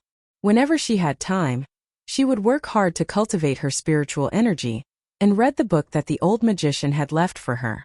After a period of study, Liddy was no longer the little undead who did not know anything. Of course you can't see it. You can't be thinking that what you see now is a real bloody mist and bloody rain, right? Is it not? Everyone was puzzled as they looked at Liddy, who was looking down at them from above. Of course not. What you see now is just resentment formed by resentment. This resentment is full of killing intent, so it formed the bloody rain and bloody mist. In other words, these are not real but just illusions formed by resentment? Skycliff raised his eyebrows. That's right. If it's true that everyone can see it, why would we need to spray the occult potion? Liddy looked at everyone in disdain. Chapter 111. Mingxi and the others all felt a faint sadness. The feeling of being despised by a little undead was really not good at all. Do you know why there is such a strong resentment? Mingxi asked. There are many reasons for resentment. How would I know which one it is? Liddy looked at Mingxi, who was speaking, and covered her face shyly. If undead could blush, her little face would definitely be red. Although I still can't see the reason for this resentment, I can see another thing. Liddy pretended to be mysterious and winked at Mingxi with a hint of flattery in her eyes. Rugla's and the others' mouths twitched slightly. Sure enough, like master like spirit. The master liked Mingxi, and the contract spirit also seemed to be interested in Mingxi. Would the relationship between the master and the spirit break down because of Mingxi, and finally put on a wonderful drama of master and servant chasing the same man? Just as everyone was fantasizing in their hearts, a woman in green clothes and a curtained hat slowly walked down from the 2nd floor. The whole hall suddenly quieted down. In this small inn, apart from the sound of the rain outside, it seemed that only the woman's footsteps could be heard. Leafman, the princess has ordered you to set off immediately to the town in front of us to rest. Xiao Na stood behind the princess and looked at Leafman as she said in a neither servile nor overbearing manner. But princess, it's raining so heavily outside. It's too dangerous to travel in the rain. Leafman's duty was to protect Princess Nana. Now that the princess was going to do something dangerous, Leafman certainly wanted to stop it as soon as possible. This reign has been going on for a long time, and I don't know when it will stop. If it continues for a few days, do you want Her Royal Highness to stay in this broken inn all the time? Mayor smiled coldly. She was also a princess, and as a capable maid, Mayor would never lose her imposing manner in front of outsiders. Leafman still wanted to persuade him. Princess Nana finally spoke. Her voice was slightly cold, but it carried a natural charm. There's no need to say anymore. This princess has already made up her mind. It doesn't matter what anyone says. Let's head to the town immediately. This princess must be a beauty. It's a pity that she's always wearing a veiled hat. It would be nice to see what she looks like. Arguros glanced at Princess Nana a few times. You won't be able to enjoy this beauty. I'm afraid that the changes in the surroundings of this small hotel have a lot to do with this Princess Nana. Elena smiled coldly. She didn't have the slightest good impression of Princess Nana. Because of the princess's insistence, Leafman had no choice but to order his soldiers to get ready. Not long after Princess Nana left, the entire sky began to clear up. This rain came and went without any warning, and it stopped just like that. See, there's indeed something wrong with Princess Nana. Elena had an expression of, as expected. She looked provocatively at Arguros. Arguros could only shut his mouth and not say anything. Waiter, ask your boss to come over. Mingxi ignored Arguros and Elena. He waved his hand at a nearby waiter. That waiter was also quick-witted. He immediately ran to call the boss over. When the boss heard that there were guests who wanted to see him, he quickly walked over. When he saw Mingxi and the others, he was very polite. The boss opened an hotel not far from the two-realm battlefield, so he naturally had some eyesight. With one look, he knew that this group of people weren't ordinary people. Regardless of whether they were men or women, the temperament on their bodies wasn't something that ordinary people could possess. Adventurers, may I know why you've called me here? The boss was also a smart person. The moment Princess Nana left, these people called him over. It was likely that the question they wanted to ask was related to Princess Nana. That's right. We do have a question to ask you, boss. May I ask, how much do you know about Princess Nana? Mingxi's elegant jade-like face had a faint smile. It was very easy for people to feel good about him. In addition to his beautiful face, it was likely that it wouldn't be easy to find someone who disliked him in this world. Princess Nana is the youngest daughter of the current Emperor Suya. Our Emperor Suya has a total of 3 sons and 2 daughters. The 2 daughters are a pair of twins. One is Princess Qiqi, and the other is naturally Princess Nana. Princess Qiqi has shown great talent for magic since she was young. She is currently studying in the 2nd year of the Notre Dame du Starlight. Princess Nana doesn't have any talent for magic. She has also studied magic since she was young. Princess Nana is publicly recognized as the most untalented member of the imperial family. Although Princess Nana doesn't have any talent for magic, His Highness and the Queen didn't neglect her. Although they don't dote on her as much as they do Princess Qiqi, they still care about her. That means that Princess Nana is also quite pitiful. The most untalented princess of the imperial family. I'm afraid that her days won't be easy. Zicheng's eyes carried a trace of pity as he spoke. It really won't be easy. If it was easy, she wouldn't come to the two-realm battlefield to train every year. She hopes that she can increase her strength. The boss nodded and agreed with Zicheng's words. You're saying that Princess Nana comes to train every year? Irene asked. That's right. She comes every year. It's just that this year is special. This is her 2nd time coming. The boss thought for a moment and said, 2nd time? When was the first time she came this year? Mingxi's brows furrowed slightly. He always felt a very unpleasant aura towards that Princess Nana, but he couldn't figure out what it was at the moment. About 4 months ago. The boss thought for a moment and replied. She came 4 months ago, and she's here again so soon. There must be a problem somewhere. Pei Biao played with his fingers. Something seemed to flash through the boss's eyes when he heard Pei Qing's words. Mingxi and the others naturally noticed that instant change in the boss. Boss, is there something that's hard to say? Mingxi looked at the boss with a warm gaze. This AI. I see that all of you are capable people. This was originally just my guess, but the town might be in trouble again. I have no choice but to ask for your help. The boss suddenly said after thinking it over. What do you mean, boss? Speak more clearly. Ajur said with a bit of impatience. He hated it the most when people spoke halfway. Wasn't that just trying to make him anxious? There's a small town not far ahead. The waiters and I all come from that small town. In the past few months, many strange things have happened in that small town. Many young girls have gotten pregnant before marriage. Those girls all said that they had never had an affair with anyone, but they suddenly became pregnant. This matter caused a huge commotion in our small town. Until one day, a girl couldn't stand the gossip and killed herself with a sword. However, something strange happened at that time. The girl wanted to kill herself, but she couldn't kill herself. No matter how many cuts she made on her body, her wounds would immediately heal. She couldn't die even if she wanted to. Chapter 112. Originally, the mayor had always thought that these young girls were unmarried and had illicit relations with men, resulting in the birth of a vile spawn. However, after the suicide of the young girl happened, the people in the town felt that something was amiss. The mayor and some elders believed that the young girls might have been attracted to a demonic creature, which is why they became pregnant. After all, the town is not far from the two-realm battlefield. It is absolutely possible that some demonic creature would come out.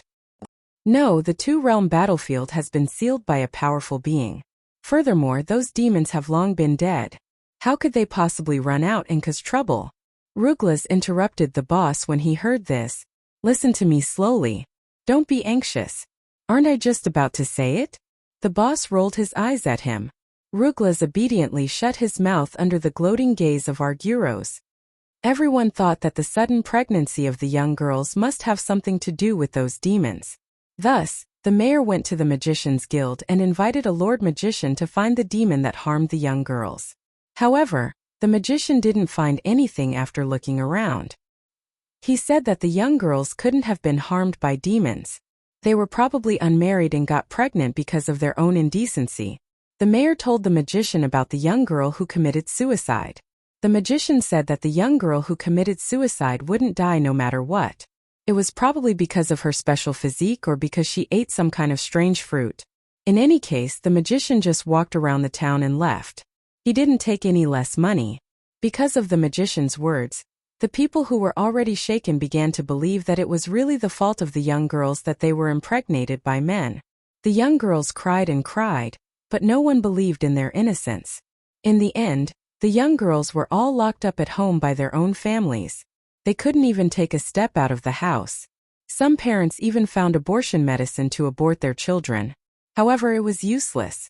No matter how much abortion medicine they took, the children couldn't be aborted. The Princess Nana came to our town at the time when the matter was at its peak. The mayor was afraid that the princess would find out about those girls and have a bad opinion of our town, so he deliberately concealed the matter. Therefore, the princess didn't know about it. After the princess left, there were no more girls who suddenly got pregnant. I felt that something was wrong, so I specially went to the house of a good friend of mine. Unfortunately, my friend's daughter also encountered the same thing. I asked the child some questions and finally found the problem. The boss let out a long sigh, not knowing if he was feeling sorry for his friend's family. What is it? Tingyu looked at the boss curiously. Fengwu listened quietly, and even Liddy listened with great interest. While listening, she seemed to be thinking about something. It turns out that before those pregnant girls got pregnant, they all had a dream. In the dream, they went to a magnificent palace.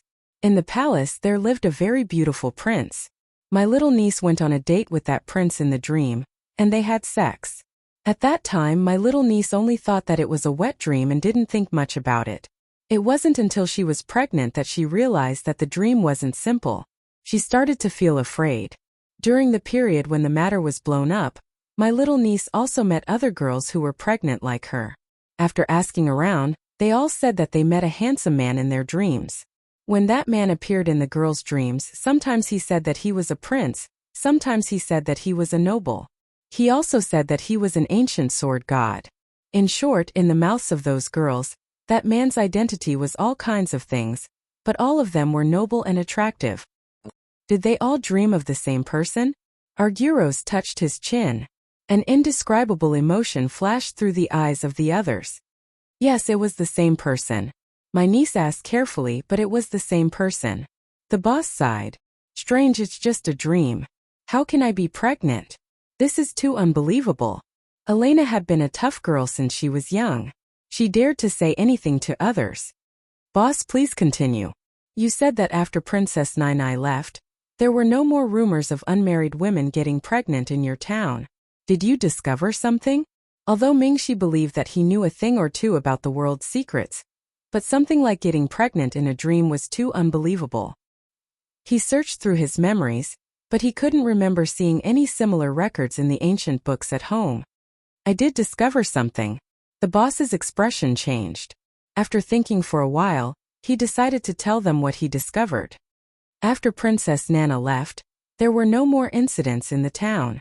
At that time, I felt that it was strange and wanted to find out if the pregnancy of those girls was related to Princess Nana.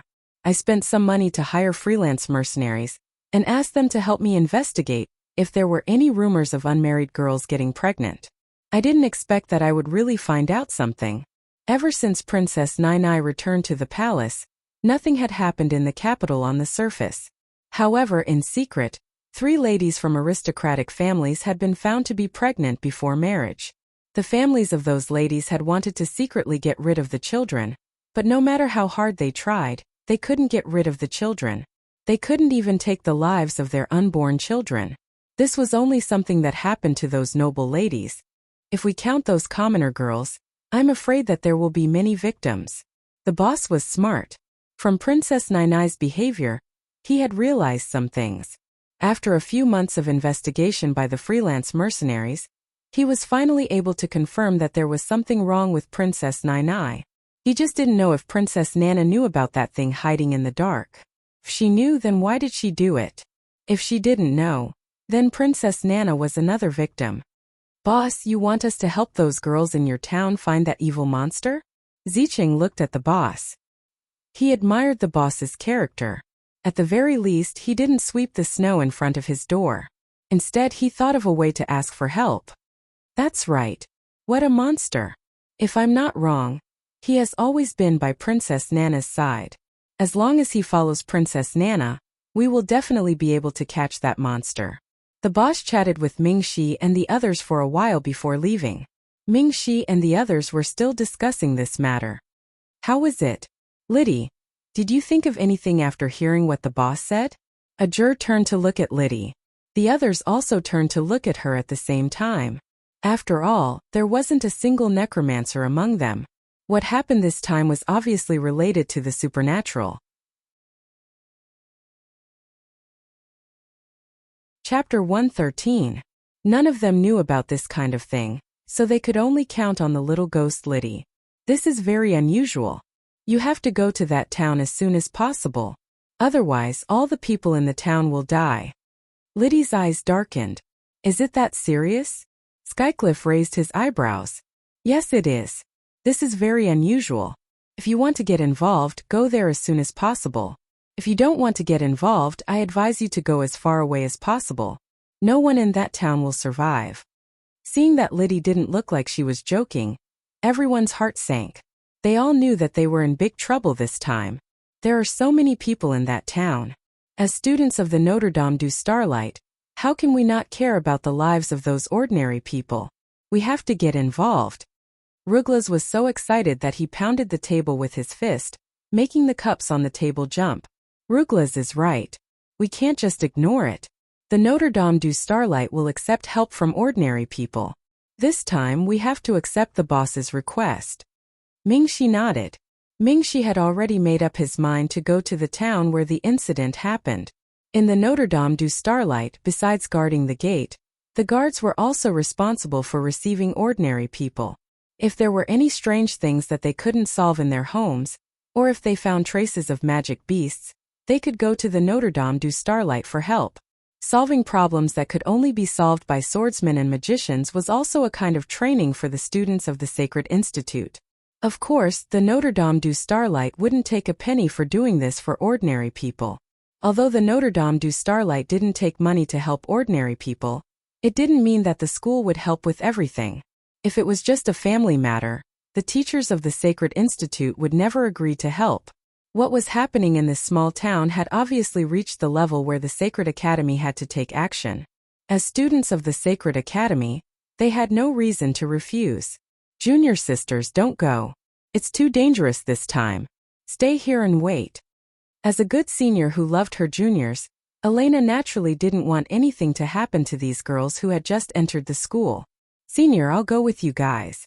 I'll take good care of myself and won't create trouble for the seniors. Irene looked at Elena, using a resolute gaze to express her determination to go. I'll go too. Seniors, please don't worry. I have some confidence in my own strength. I won't be a burden. Zicheng said with the same determined look in his eyes. Then I want to go too. I want to be with Xiao Cheng. Eve didn't want to be separated from Zicheng. Originally, she didn't want to go. It was just a dream and she got pregnant. That was too scary. If it wasn't because Zicheng wanted to go and it was just Eve alone, she definitely wouldn't mind staying here to watch over them. I'll stay. My strength is too weak compared to the seniors. I don't want to distract them. Rika spoke up at this moment. Elena had thought that Rika would insist on following them. She didn't expect that Rika could see it clearly. What Rika said was right. No matter how strong the freshmen were, there was still a huge gap between them and the seniors. Even if Zicheng and Irene said that they would protect them and wouldn't be a burden, when the time came, how could they, as seniors, leave them in the lurch? Zicheng and Irene were still fine. Both of them had outstanding performances among the freshmen this year. Even if they couldn't compare to a juror, it wouldn't be a problem for them to get into the top 10 of the year. As for Eve, it would be good enough if she could get into the top 50 of the year, not to mention the others. If she wanted to go with them, she would just be cannon fodder and a burden. Elena and the others were a little displeased that Eve couldn't see through her own strength and was still pestering them to the point that she was determined to go. They thought that Rika was also a muddle-headed person. They didn't expect that Rika would see things clearly and know what to say at this moment. Unlike Eve, who only had Zicheng in her eyes and didn't think about anything else. Irene saw Eve's performance and secretly frowned. She suddenly thought of something. When she read the novel before, she felt that Eve was abnormally good to Zicheng. It wasn't just Eve. Many people who liked Zicheng and had a favorability level of 100 were too impatient with Zicheng. She thought of the novel's description of the favorability system. As long as the favorability level reached 100, the favorability level would never decrease. In the past, she didn't think much of it, but now that she took a closer look, she realized that the favorability level would never decrease. Didn't that mean that as long as someone's favorability level for Zicheng reached 100, no matter what Zicheng did to them, they would forgive him? Maybe even if Zicheng stabbed them, they would be glad that they died in the hands of their good friend. She really didn't think about it. Thinking about it, so many people in the novel were willing to die for Zicheng. Was this normal? If it was only a man, it would be fine. It could be said that this guy loved Zicheng so much that he didn't even care about his life. However, those who died for Zicheng included a few women. They were Zicheng's good friends. She remembered that in the novel, one of Zicheng's roommates knew that Zicheng needed a piece of rare ore. She actually snuck into her family's ancestral land and stole a piece of the family heirloom, a piece of meteorite, and gave it to Zicheng. Later, Zicheng's friend was chased out of the house because of this. That girl even said that she didn't regret doing this, and was willing to do anything for her good friend. The introduction of that girl in the novel also said that she was a pampered child of her family.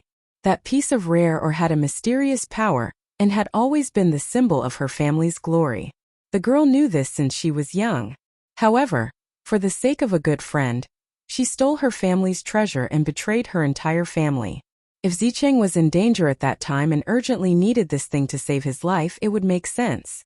At that time, Zicheng only needed that piece of meteorite to repair the divine weapon she brought out of the tomb of the gods. Although the ores that could repair divine weapons were rare in the world. However, to steal the family's treasure just to help a friend repair a divine weapon, it was believed that no noble girl who had been educated since she was young would do such a thing. This kind of symbolic treasure was unique to every family. As a noble girl who had been pampered since she was young, that girl's actions were too inconceivable. The strangest thing was that after that girl was chased out of the house, Zicheng said that it was all because of her. Therefore, in front of that girl, he swore that he would make that family regret driving her out. Chapter 114. Later on, Zicheng became more and more powerful. With a divine artifact in his hand, he ran to the family and severely injured the family's patriarch and elders. He even said that they were too cruel to the girl and that they were inhumane. She was taking revenge for the girl they had driven away. Now that he had beaten them up, both sides didn't owe each other anything. When he saw this, he only felt that the family deserved it. But now that he thought about it, what did they do? Was it wrong to drive out a sinner who had betrayed the family? Moreover, they only drove the girl out and didn't destroy her magic source. This was already much better than the other sinners who had been driven out of the family. That family's love for the girl was very deep. Otherwise, the girl's betrayal would have been enough to put her to death. However, they didn't expect that a moment of pity would bring such a big hidden danger to the family. After Zicheng left after injuring the family's people, the family was suppressed by many forces. The ones who attacked were all the supporting male leads who admired Zicheng. Those supporting male leads didn't show any mercy. A good family was gone just like that. After the family lost their power, they were all killed. It could be said that their end was very miserable. Originally, the family's patriarch and several elders were rare experts. But because they were injured by Zicheng, their foundation was damaged. For a short period of time, they couldn't fight with others. If it weren't for this, the family wouldn't have been destroyed so quickly.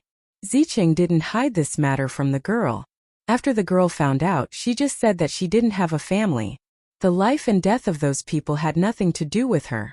Not only was she not sad, she was also secretly moved by everything that Zicheng had done for her. From then on, she became even more loyal. Was all of this normal? If the girl had been treated unfairly by the family since she was young, it was understandable that she didn't care about the life and death of the family. But she had been doted on since she was young. Which elder in the family didn't love and care for her? Even when she stole the family's treasure, they couldn't bear to kill her.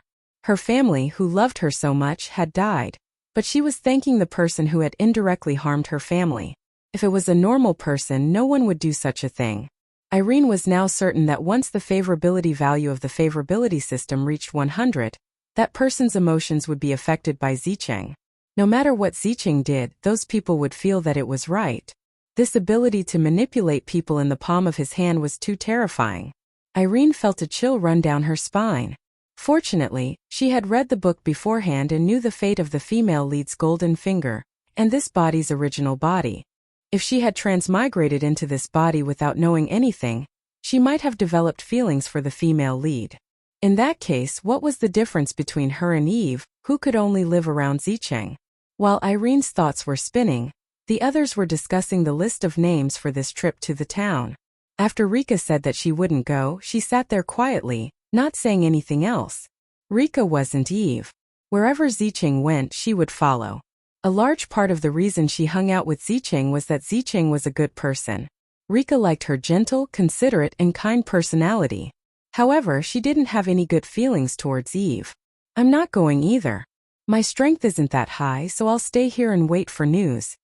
Tingyu wrinkled her cute little nose. Although she really wanted to go and watch the show, in order not to be a burden, it was better for her to wait here. Eve, you should stay here too. With your strength, it'll be very dangerous to go rashly. Seeing that the other party was also a girl, Elena chose to persuade her. If it was a guy who didn't understand the situation, she would definitely use her iron sandpalm on him. No, I must go. I won't be at ease if little Chung goes alone. Eve held onto Zicheng's hand, her little face full of stubbornness and determination. Elena and the others were silent. Was she treating them as if they weren't human? Suddenly they felt like beating someone up. Urgent, waiting online, Senior Elena, let Eve go. I'll definitely look after her, and won't let anything happen to her. Zicheng saw that Eve was so concerned about her, and she couldn't say no, so he could only say this to Elena. Pei Qing and Tingfeng exchanged glances. You'll look after her? When the time comes, I'm afraid you won't be able to protect yourself. Is there something wrong with this girl's brain? Senior Elena, if she wants to go, then let her go. When the time comes, we won't be blamed if anything happens to her. Pei Qing smiled like a fox. Don't worry, I can take care of myself. Eve glared hatefully at Pei Qing. She hated people who walked together with Fengwu from the bottom of her heart. There was a saying, hate the house, hate the crow. In the end, the people who would go to the small town together were decided. Other than Rika and Tingyu, everyone else would go. Fengwu was Liddy's master, so she definitely had to go. After reaching the small town, there would be many places where Liddy would be of use. This time, the boss threw caution to the wind and took the initiative to lead the way. Although the boss did business on the main road, his family still lived in the small town. According to Fengwu and the others, the small town was about to be flooded with blood. No matter what, the boss had to go and bring his family out. Behind the small inn, there was a carriage that the boss used to travel. This time, everyone got on the boss's carriage and headed to the small town together. An ordinary small carriage sped along the main road. There was a kind of deathly silence along the way. Even the usual sounds of insects and birds on both sides of the road couldn't be heard. Everyone's heart sank. They hoped that they could make it in time. After the carriage sped along for an hour, they finally arrived at the small town that the boss mentioned.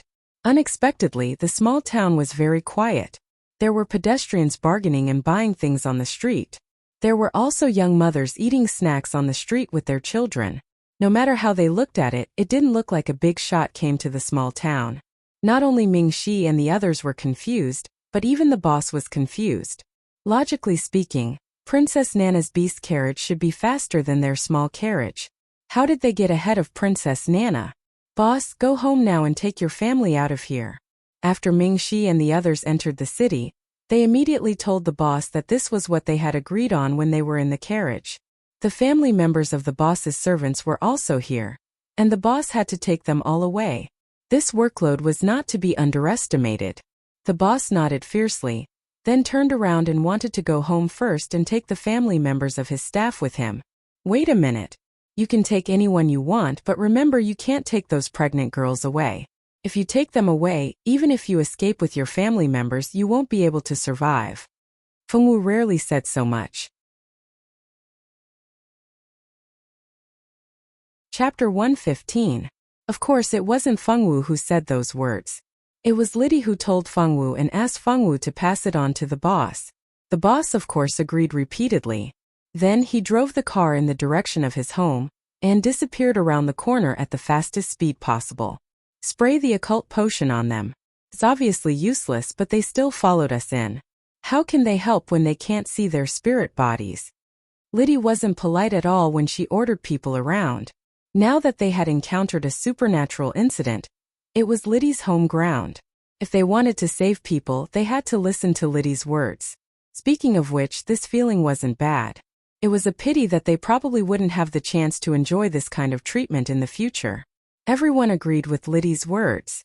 Wasn't it a little too early for these juniors to want to clear a high-level dungeon? Ziqing and Irene were a little better. At the very least, they had a certain level of strength. As for Eve, she was a cynical and brain-damaged young lady. As the only senior present, Elena's job of communicating with the juniors naturally fell to her. She told them about the occult potion. Ziqing and Irene readily agreed to drip the occult potion. Eve, on the other hand, had an ugly expression on her face for a full minute. Then, with Ziqing's persuasion, she reluctantly dripped the occult potion. Eve's reluctance was naturally seen by everyone. Their impression of her dropped again. They just couldn't bring themselves to like Eve. When the three of them were done drinking the potion, the world in their eyes changed. It was clear that the sky was clear and the sun was shining brightly.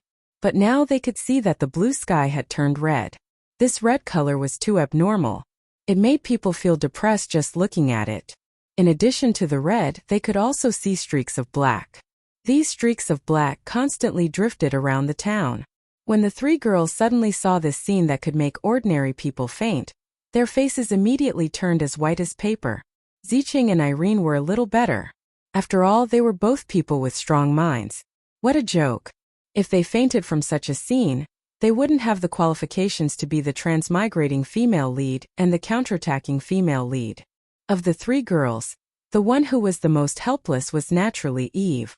She was so scared that her legs went soft and she fell to the ground. She couldn't get up and she kept letting out ear-piercing screams. What's going on? Is this girl sick? Send her to the doctor. She's so sick we can't delay her treatment. What's going on ahead? I don't know. I just got here. I also want to ask what happened.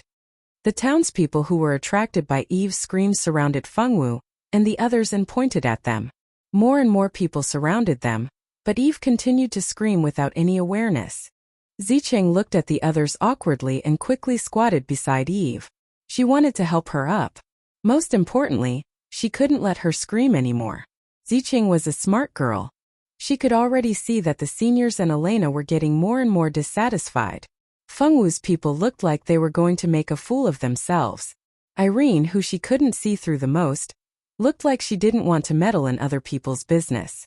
Seeing everyone's reaction, she knew that if she didn't stop Eve, she would be angered by the seniors and the others. Zicheng thought that with her comforting, Eve would calm down quickly. She didn't expect Eve to continue screaming. She even pushed her best friend Zicheng away as if she had seen a ghost. Zicheng didn't expect Eve to hit her, so Eve's push was very successful. Zicheng, who was as beautiful as a little fairy, was pushed to the ground by Eve and rolled half a circle. Her beautiful clothes were dirty in an instant. She looked less beautiful and more miserable. Eve. Zicheng frowned. She felt a little helpless at Eve's ignorance. At the same time, she was also a little angry. Ever since she came to this world, she hadn't been taken advantage of by anyone. She didn't expect that the first person to hurt her would be her best friend. Although she was already dissatisfied with Eve, Zicheng was the female lead. As a strong female lead, how could she let others see through her thoughts so easily? Therefore, to outsiders, they could only see that Zicheng was confused and worried about being pushed down by her best friend. This girl was really kind-hearted. She was pushed down, but she still cared about her friend.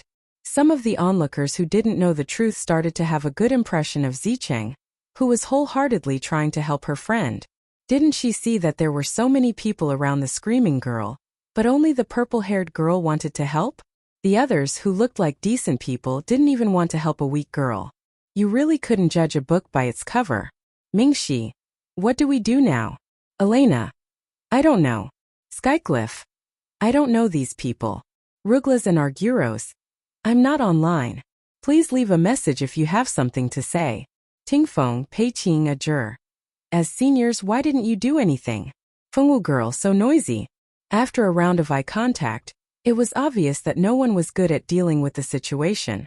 In the end, Fengwu felt that Eve was too noisy. She walked over and pressed on her mute acupoint. The piercing scream stopped. Eve, who had been screaming, found that she couldn't make a sound. She stared at Fengwu in panic and hatred. Take her to take medicine. Master said to take medicine when sick. This girl must be sick. Look at how much pain she is screaming. Fengwu girl nodded seriously. Everyone. The world finally quieted down. Seeing that there was no more drama to watch, the crowd finally dispersed. Although the town wasn't big, there were many residents. There were at least a few dozen people surrounding them, but they all left in 2 minutes. Although there were still people who glanced in their direction from time to time, it was still better than being in a small town. However, compared to being surrounded by people just now, this was already quite good treatment. Everyone expressed that if this was all, they could still tolerate it. After everyone left, Eve was pulled into a small alley. After she was out of sight, everyone heaved a sigh of relief. They regretted bringing Eve to this place. Fengwu, what did you do to Eve? Why can't she talk? After Eve lost her voice, she regained all her rationality. When she remembered that it was all thanks to Fengwu that she became like this, her eyes were filled with poison. From time to time, she wanted to kill Fengwu with her gaze. Chapter 116. Eve wanted to ask what Fengwu had done to her, but she couldn't make a sound, so naturally she couldn't ask. She could only look at Zicheng for help. Zicheng was still very protective of his own people. Although he was already dissatisfied with Eve, he couldn't let others bully his own people. Thus, after receiving Eve's pleading gaze, Zicheng still helped Eve ask a question. Of course, when she asked, she didn't use an aggressive attitude. She just expressed her concern.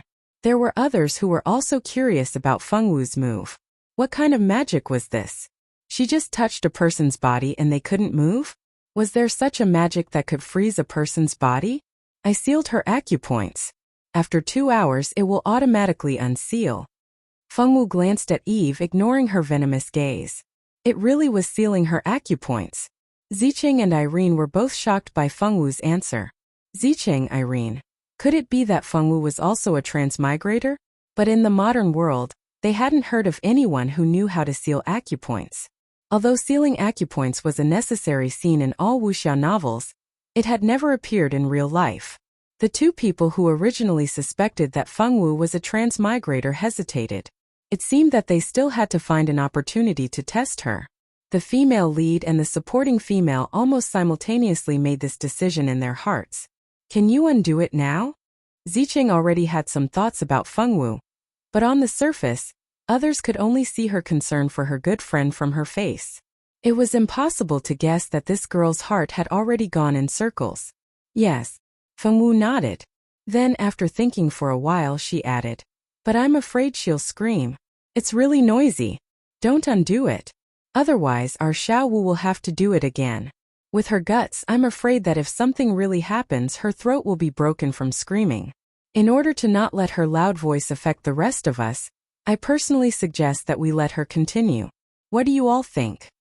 Tingfeng didn't like Eve to begin with, especially the way she looked at Fengwu.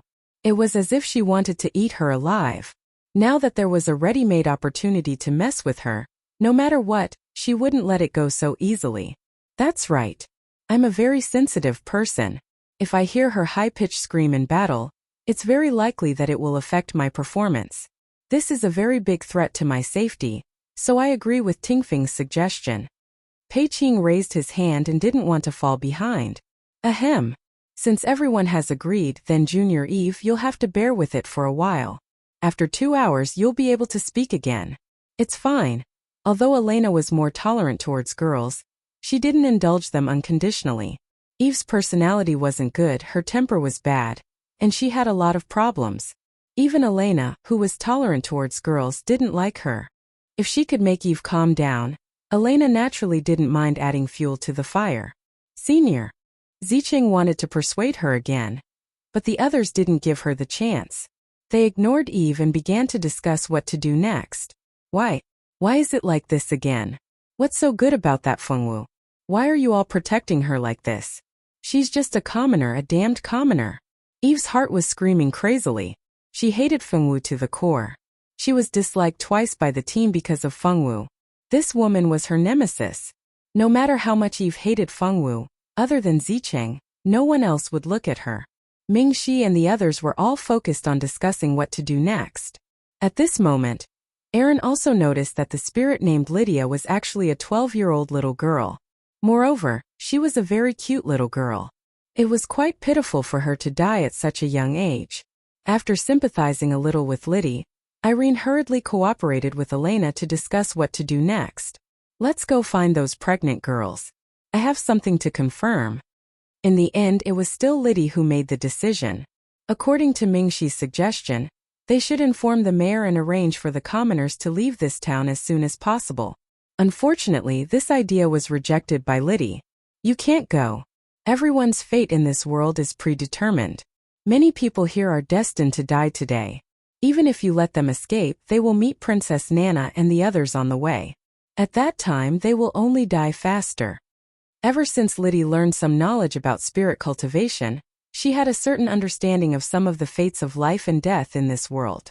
She knew that fate was irreversible.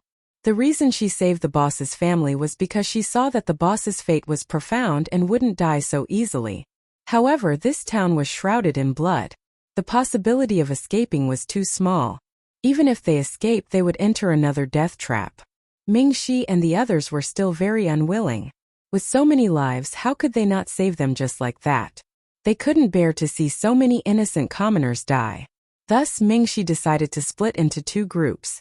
One group would go find those pregnant girls, and the other group would go to the mayor's house to prepare to ask the mayor to evacuate the commoners. There were only 2 people going to the mayor's house. One was Mingxi, and the other was Elena. The others and Fengwu went to find the pregnant girls to understand what happened. After Mingxi and Elena left, the others immediately moved. Zicheng agreed with what Liddy had said just now. Because she could get a chance to transmigrate, this made her believe that there really was fate in this world. Irene was somewhat dissatisfied. She didn't believe in fate. Even if Zicheng was destined to be the female lead, she would definitely succeed in her counterattack. Similarly, even if the people in this town were destined to die, so what? Humans could conquer the heavens. She didn't believe that she couldn't go against the will of heaven. Irene's fighting spirit was high. She really wanted to see if this town could really survive with the help of Mingxi and the others. If the people in this town could be saved, did this also prove that her counterattack against the female lead would eventually succeed? The town wasn't big. After walking for about 10 minutes, they arrived at the first house. The daughter of this house was already more than 5 months pregnant. Although it was only 5 months, her belly was so big that it looked like she was 8 or 9 months pregnant. It made people tremble in fear. After the girl's mother heard that Fengwu and the others were adventurers, she immediately welcomed them in as if she had seen hope. The girl's house was very old and dilapidated. It was obvious that the family situation was not very good. The girl who was brought out was only 18 years old, but her eyes were lifeless and lifeless. It was as if she was waiting for death. Chapter 117. Hello. We are the adventurers sent by the Adventurers Guild to help you. Could you please tell us what happened? Perhaps we can help your daughter. On the way here, Zicheng, who had the favorability system, was chosen as the person who asked the question because of her amiable image and her smooth way of handling things. Irene had no interest in the questioner at all. If it was an opportunity, she might be able to compete with Zicheng. But for the identity of the questioner, forget it. Irene expressed that she was not interested at all. The girl's mother wiped her tears and told Zicheng and the others everything that happened to her daughter. According to the mother, the girl suddenly became pregnant 5 months ago. After she became pregnant, her mental state was not good. She kept saying that she met the devil. She told her parents what happened in her dream. In the beginning, even her parents did not believe her. But that was normal. It was hard for any normal person to believe that it was just a dream. How could she suddenly become pregnant? After a series of events, many of the victims were found, and the parents naturally found that their daughters were not lying. If 1 or 2 of the girls said that, they could say that they were falsifying their testimonies. But if more than 10 of them said the same thing, it was impossible for them to have agreed beforehand. More than a dozen families had tried everything to save these children, but to no avail. Even the magicians they had hired at a high price were of no use. At the end of the story, the mother cried even more desperately. When she looked up again after crying, her eyes were frighteningly bright. Everyone could see that the mother had placed all her hopes on them. It was conceivable that if they failed, the mother would not be able to live on. What are you doing? The pregnant girl anxiously pulled her hand back. Because of her pregnancy, she had always been anxious, sensitive, and desperate. Even the slightest movement would scare her half to death. Zicheng and the others who were comforting the mother only noticed that Fengwu had unknowingly brought Liddy to the girl's side. The girl was very thin. She was so thin that she was out of shape. It was as if she was only left with a layer of skin and a big belly. Her mental state was very bad. She did not even have any energy left. Now that one of her hands was in Fengwu's hands, even struggling was very weak. Xiaowu, what are you doing? Ruglas asked in shock. Fengwu was usually well behaved. Why did she suddenly raise her hand to a pregnant woman today? Ajur, Peiqing, and Tingfeng did not think so much. When they saw Fengwu grabbing the pregnant woman, they naturally wanted to help her. Sir Adventurer, why did you capture my daughter? It was clear that the frightened mother could no longer speak properly. She can still be saved, Fengwu suddenly said. What? The mother's eyes suddenly widened. Then she quickly said, Are you serious, adventurer? Please save my daughter, please save her. Can you really save me? The girl's originally lifeless eyes had a glimmer of light. This glimmer of light represented the light of hope. Don't move. Fengwu held the girl's hand. In a place where no one could see or hear, Fengwu was communicating with Xiaochun, who was in her dantian. Xiaochun generously let Fengwu guide a small part of his power into the girl's belly. When a faint white light suddenly appeared on Fengwu's fingertips, everyone present noticed it. However, no one asked. The most important thing now was to save the girl. Nothing else mattered. The white light followed Fengwu's fingers and entered the girl's body. The girl felt very comfortable. The cold that had been pestering her since she was pregnant had disappeared just like that. She had not felt so warm in a long time. The girl was so happy that she wanted to cry. She never knew that she was so easily satisfied. Just a trace of warmth made her want to cry. When the girl was about to cry with joy, she suddenly felt something flowing out of her lower body. When she looked down, her skirt was already wet with black blood. At the same time, her belly was shrinking little by little. Oh my God! What's going on? The girl's mother was so scared that she almost fainted. This scene was too scary. A woman who was so thin that only her bones were left. Her lower body was still bleeding black blood. This was the scene of a horror movie. Fortunately, other than Zicheng and Irene, no one present had seen what a horror movie looked like. Mom, I'm fine. I'm finally fine. I can feel that the thing in my belly has finally left. It's finally not pestering me anymore. As soon as Fengwu's hand moved away, the girl immediately rushed into her mother's arms and cried like a child. It was as if she wanted to cry out all the grievances and fears of the past few months. After a small amount of black blood flowed out of the girl's belly, her belly finally returned to normal. The mother and daughter hugged each other and cried for a full 10 minutes. The girl's mother invited Fengwu and the others to eat. However, they had things to do, so they rejected the mother and daughter's kindness. Something big is going to happen today. You'd better lock yourselves in the room and seal all the doors and windows. Don't stay outside. If it rains, don't come into contact with the rainwater. Otherwise, your life will be in danger. Fengwu conveyed the message that Liddy had asked her to convey word for word. She didn't even put in any personal feelings. It was as if she was reading a textbook. Fortunately, Fengwu had already shown her skills and saved the girl. Therefore, whether it was the girl who was almost killed or the girl's mother, they treated Fengwu's words as if they were gods.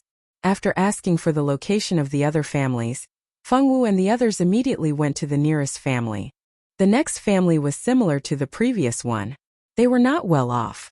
Fengwu and the others simply asked about the situation and told them not to go out and not to get caught in the rain. They didn't dare to delay and went to the next family. When they reached the third family, they were still a step too late. The girl was about to give birth. The girl's screams came one after another. Her screams were filled with pain and despair, but no one could save her. The girl's family stayed by her side. Unfortunately, the family's concern couldn't give the girl more strength. A few minutes later, the girl's belly split open like a watermelon. A black baby flew out from her belly. Perhaps because the resentment was too strong, even the girl's parents saw this vengeful spirit that shouldn't be seen by ordinary people.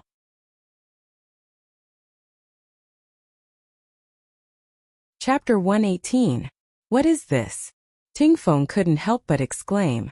Don't scare me, I'm a coward. Pei Qing immediately hid behind a jur. He had never seen such a terrifying aura from a baby. It was too scary. The black baby was surrounded by resentment, and its blood-red eyes were full of resentment and murderous intent. Eve was so scared that she fell to the ground. Her hands subconsciously tightened around Zicheng's skirt. If it wasn't for the fact that her acupuncture points had not been unsealed, she would have screamed out loud. Take them away immediately, Arguros said to Ruglas with an ashen face. Ruglas nodded fiercely, and then quickly moved to the girl's parents' side. He grabbed one in each hand and wanted to rush out of the house. Unfortunately, the vengeful spirit did not want them to do as they wished. The small black vengeful spirit flew to the door like smoke and blocked the only way out. From the murderous intent in its eyes, it could be seen that the vengeful spirit did not intend to let any of them leave. Demon! It really is a demon! The girl's mother screamed, and then she lost consciousness. Damn it! Ruglas cursed under his breath. It seemed that it was impossible to take two ordinary people away. He let go of the fainted woman and handed her to her husband, and told him to take his wife and stand further away. Only then did he draw his magic staff and get into a battle stance with the vengeful spirit. The dead girl's father was a man after all, and would not be so easily frightened. He hurriedly took his wife and hid behind everyone, not daring to reveal their bodies. Feng Wu and the others could see that the couple had misunderstood and thought that the vengeful spirit was some kind of monster. However, now was not the time to argue. If it was a monster, then so be it. With the vengeful spirit's current state, it was not much different from a monster. Other than the powerless couple and Feng Wu, everyone in the house took out their weapons and prepared for the upcoming battle. "Let me do it," Skycliff whispered coldly, and then pulled out the long sword in his hand. A white sword aura flowed around the sword. The white sword aura seemed to carry an endless chill. The weather was not cold, but it made people feel as if it was winter. Sword intent? Among the people present, only Feng Wu recognized what the white light was. The chill in the light was the sword intent of ice. Only when one's swordsmanship reached a certain level and had a strong perception, could they have the opportunity to comprehend sword intent. To comprehend the sword intent of ice at Skycliff's age was really a genius among geniuses. The others did not know that Skycliff's sword intent. Except for Feng Wu, Skycliff, and Tingfeng, the rest were either ordinary people or magicians. As for Tingfeng, with his current strength, it was impossible for him to possess his own sword intent. Even if he had heard of the concept of sword intent, there was no way he would be able to recognize someone else's sword intent. Feng Wu was able to recognize it because she was also an expert who possessed sword intent in her previous life. Although Arguros and the others did not know that Skycliff used sword intent, they could feel the chill of the sword and the threatening momentum. They knew that this sword was not ordinary. Under the watchful eyes of the crowd, Tianya finally attacked with his sword. This sword attack was accompanied by a sky full of ice and snow. Snowflakes actually appeared in the room. It was very beautiful. However, each snowflake was filled with boundless killing intent. No matter how beautiful the sword attack was, it was not pleasing to the eyes. When the sword attacked the vengeful spirit did not dodge. It just floated in the air. The little vengeful spirit cried out twice, and its small body welcomed the long sword in Skycliff's hand. Just when everyone thought that the little vengeful spirit would definitely die under Skycliff's sword, something unexpected happened. Skycliff's long sword actually passed through the vengeful spirit's body. Instead, the little vengeful spirit's small palm, which was filled with boundless resentment, almost slapped Skycliff. No one would believe that the small palm had no lethality. If it really hit, even if it did not die, it would be seriously injured.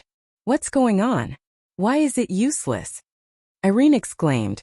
She did not expect that Skycliff's powerful sword could not hurt such a small thing. Because the things that happened in the town were not written in the novel, Irene had read a fragment of the novel that mentioned this town. However, as for what exactly happened in this town, even the author did not write it, let alone Irene. Now that something like a vengeful spirit appeared in the town, the first thing that came to Irene's mind was a Taoist priest and a talisman. Unfortunately, whether it was a person or an item, it was impossible for these two things to appear on this continent. On this continent, there were also people who specialized in dealing with spirits. They were necromancers. Although these necromancers' methods of dealing with spirits were not the same as those on Earth, they were still very useful. If she had known earlier, she would have definitely gotten a few necromancy magic books to study. Who would have thought that this vengeful spirit would be so difficult to deal with? Irene was not the only one who thought this way. Ziqing also regretted that he did not learn necromancy magic. If he had known that there would be a day when he would have to deal with the undead, he would definitely have used his favorability points to exchange for a necromancy magic book. Of course it's useless. What do you think the undead are? The attacks of you ordinary mages or swordmasters cannot hurt us spirits. If you want to hurt a spirit, you either have to have a weapon that can hurt the soul or you have to know necromancy magic. Your current magic is not a problem to deal with humans and other races, but it is impossible to deal with the undead. Liddy floated to the side of Feng Wu and the others at this time, and said in a tone that was exasperated that they did not live up to her expectations. Liddy also did not expect these guys to be so stupid. Wasn't this problem obvious? If ordinary mages' magic could hurt the undead, then what was the use of necromancers? Were they just for show? After being despised by Liddy, everyone was silent. They really did not think of this point. If what Liddy said was true, then wouldn't they only be beaten up? Does this mean that we can only stand here and be beaten up? Ziqing frowned. Unfortunately, before Liddy could say anything, the baby vengeful spirit attacked everyone with a strong aura of resentment. Since they could not hit the vengeful spirit with their attacks, they could only dodge. However, it was useless to dodge. Eve, Zicheng, Irene and Tingfeng, who were the weakest among them, were quickly hit by the baby vengeful spirit. This small slap was really powerful. The four of them fainted after a while. Their bodies were still emitting black aura of resentment. Although the aura of resentment was not as dense as the vengeful spirit, it still dyed their skin black. It looked as though they were poisoned. Chapter 119. Liddy, think of a way. Arguros yelled at Liddy while dodging the little ghost baby's flying kick. It was not easy. The ghost baby did not attack Liddy at all, perhaps because they were both spirits. Liddy simply stood aside and watched the show. Fengwu was also having an easy time. Fengwu received the least amount of attacks. The others were attacked 4 or 5 times, but she was only attacked once. She was really biased. Xiao Wu, be careful. See if there's any way to eliminate this spirit. Although Ajur's flames could not kill the undead, they could still restrain it. The second person that the little ghost rarely attacked was Ajur. Got it? Fengwu nodded and asked Liddy a few questions. Liddy and Fengwu had always had a good relationship. After answering Fengwu's questions, she obediently flew in the air and watched the show without any intention of helping. Fengwu pondered for a moment, then suddenly shouted at the few people who were busy dodging, "Get out of the way!" Although they did not know what Fengwu wanted to do, they still dodged to the side obediently, leaving a large space in the middle for the Fengwu girl to show off. Fengwu did not disappoint them. After everyone dodged, an ancient sword exuding an ancient aura appeared in Fengwu's hand. That's right, the sword was Xiaochun, who had not shown his face for a long time. Xiaochun was very happy to be able to come out and play. The sword hummed cheerfully from time to time, and did not hide its strangeness at all. Ajur's expression changed when he saw the sword, but he quickly returned to normal. The others also felt that the sword was very extraordinary, but they could not tell what was so extraordinary about it. On the other hand, the expert swordsman Tianya had some guesses about the sword, but he didn't say anything. He wasn't someone who liked to meddle in other people's business. He didn't have the time to pry into other people's secrets. Xiaochun's appearance made the originally arrogant vengeful spirit that was jumping around suddenly quiet down. Its small body began to tremble, as if it was very afraid of Xiaochun. Fengwu held the pure sword and approached the vengeful spirit step by step. Unexpectedly, the little vengeful spirit was clearly trembling in fear, but it did not try to escape. This was too abnormal. Everyone was puzzled, but they did not ask. Fengwu walked to a place not far from the little vengeful spirit, and directly slashed at the little vengeful spirit. The little vengeful spirit instantly let out a shrill scream. The scream was very ear-piercing, as if it was going to shatter people's eardrums. The screams made everyone feel dizzy and flustered. Fortunately, the screams didn't last long. Everyone thought that the powerful vengeful spirit had been scattered, but they didn't expect that after the screams ended, the vengeful spirit was gone, and there was a normal baby spirit body. The little spirit body was normal white, and its eyes were a little confused, as if it did not understand why it had appeared here. Then it seemed to have thought of something, and looked at Fengwu with a grateful and apologetic gaze, like a child who had done something wrong and was waiting to be scolded by the teacher. "It's okay. Be careful next time and don't make a mistake again." Fengwu looked at the new little spirit body, and said with a gentle and serious gaze. The little spirit body nodded, and then it turned into a white light and disappeared. The spirit body disappeared, and the pure sword in Fengwu's hand also returned to Fengwu's body. The 6 people lying on the ground, including the owner and his wife, Irene, Zicheng, Eve and Tingfeng, all woke up. They were originally trapped by the vengeful spirit's vengeful energy, and that was why they fainted. After the little vengeful spirit was purified, the vengeful energy in their bodies naturally disappeared, and they woke up. "Thank you, adventurers, thank you so much." After experiencing the tragic death of their beloved daughter and almost being eaten, the pitiful couple seemed to have aged a few years. Even their vitality was gone. "You're welcome. Something big will happen outside later. Remember to hide in the house. No matter what you hear, don't come out. If it rains, don't come into contact with the rainwater, or your life will be in danger. Argyros repeated what he said in the previous 2 houses. They didn't have much time and they didn't have that much time to stay in this place. The couple nodded repeatedly. Fengwu and the rest called out to the few people who had just woken up, and they didn't dare to delay any longer. They rushed to the next house to continue saving people. What happened just now? Did you guys destroy that powerful vengeful spirit? Tingfeng asked Pei Qing curiously about what happened just now. He only remembered that he was slapped by a despicable little vengeful spirit, and then his whole body turned cold. After that, he didn't know anything else.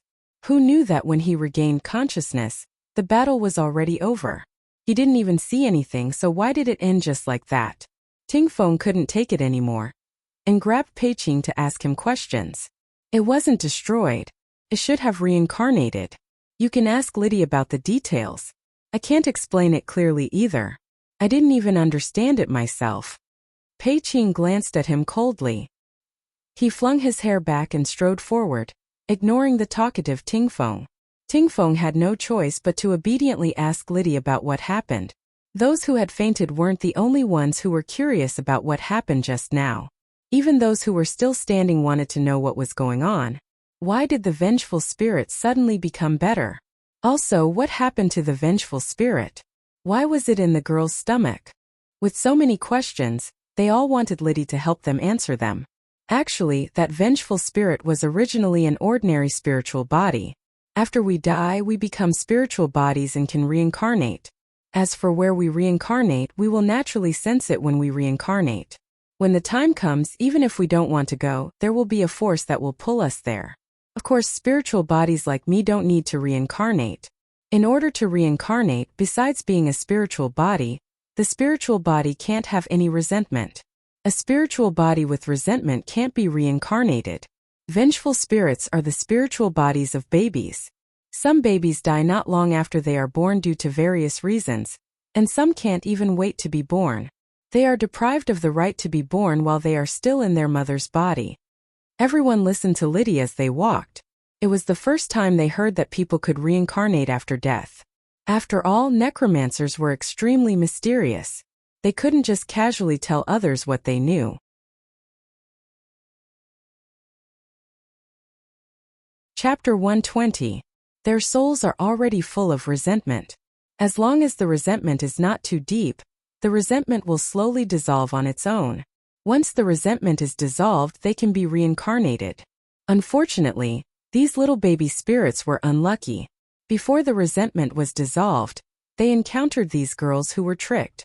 These girls were not pregnant at all. They were just injected with a trace of demon breath. This trace of demon breath will attract the baby spirits into the girls' bodies. After the baby spirits enter, they will think that they have been reincarnated and quietly wait for the moment of their birth in their mother's body. When they are born, they will find that they have been deceived. Not only did they not succeed in reincarnating, but they were also infected with demon breath. The baby spirits originally had resentment, and now they were infected with demon breath.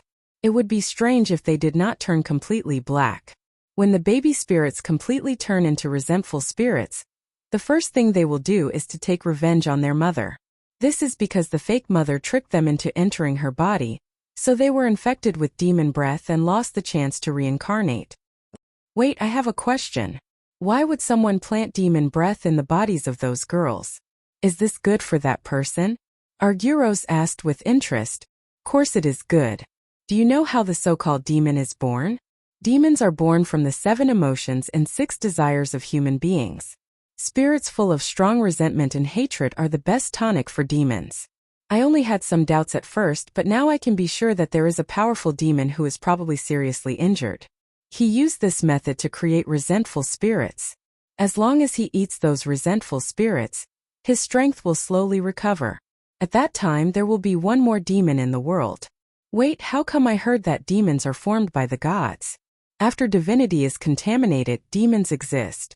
So how can demons be formed by the 7 emotions and 6 desires of human beings? That's not right. Rugla said and shook his head. Apparently, he did not agree with Liddy's statement.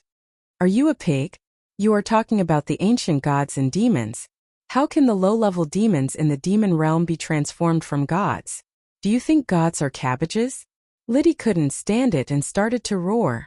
I'm sorry, Liddy. This guy always flies at a low altitude in theory class. Don't worry about him. Go on, go on. Argyros quickly pulled Ruglos, who was confused about the situation, back to reality. Just tell him to pay attention in class. Look, he can't even figure out common sense questions and embarrass himself. Ruglos also knew that he had probably made a fool of himself this time, so he obediently allowed himself to be dragged away. Liddy, are you saying that the children in the wombs of the girls are actually the demon's food? Does that mean that the demon will come to town to look for the girls? Zicheng directly grasped the main point of the matter. Eve was so scared that she shrunk her neck and hid behind Zicheng's back. She didn't even dare to say a word. She was really scared this time. Yeah, it will definitely come. After waiting for so long, isn't it just waiting for the fruit to be harvested? Liddy said nonchalantly. After figuring out the truth of the girl's pregnancy, everyone's hearts didn't relax. Instead, they were even more nervous. A demon, and according to Liddy's words, this demon had a lot of tricks up its sleeves. This was going to be tricky. The few of them moved forward in silence. Everyone felt a little heavy in their hearts. They noticed that along the way, there were people rushing out with bags of various sizes. Even if they weren't rushing out, their doors and windows would be tightly shut. Everyone knew that Mingxi and Elena must have successfully gotten the mayor to agree to send the townspeople away. Sure enough, not long after, Mingxi and Elena returned to the group. The few of them exchanged their experiences. In fact, it was mainly Argyros who talked about what they encountered, especially the part where they dealt with the vengeful spirit. Just like that, the group visited a few families. They saved everyone they could, including the daughter of the innkeeper's good friend. The girl was lucky enough to meet a pair of good parents. The parents knew from their good friend that something big was going to happen, and that they might lose their lives. However, after hearing that they couldn't take their daughter away, the whole family decided to stay. They didn't want their daughter to die alone at home. Fortunately, the girl was saved thanks to Fengwu's arrival. The whole family hugged each other and cried bitterly. After telling them to close the doors and windows carefully and not get caught in the rain, the group continued to move on to the next house. Wait, it's going to rain soon.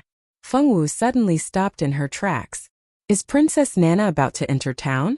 Ajur was indeed the person who understood Fengwu the best.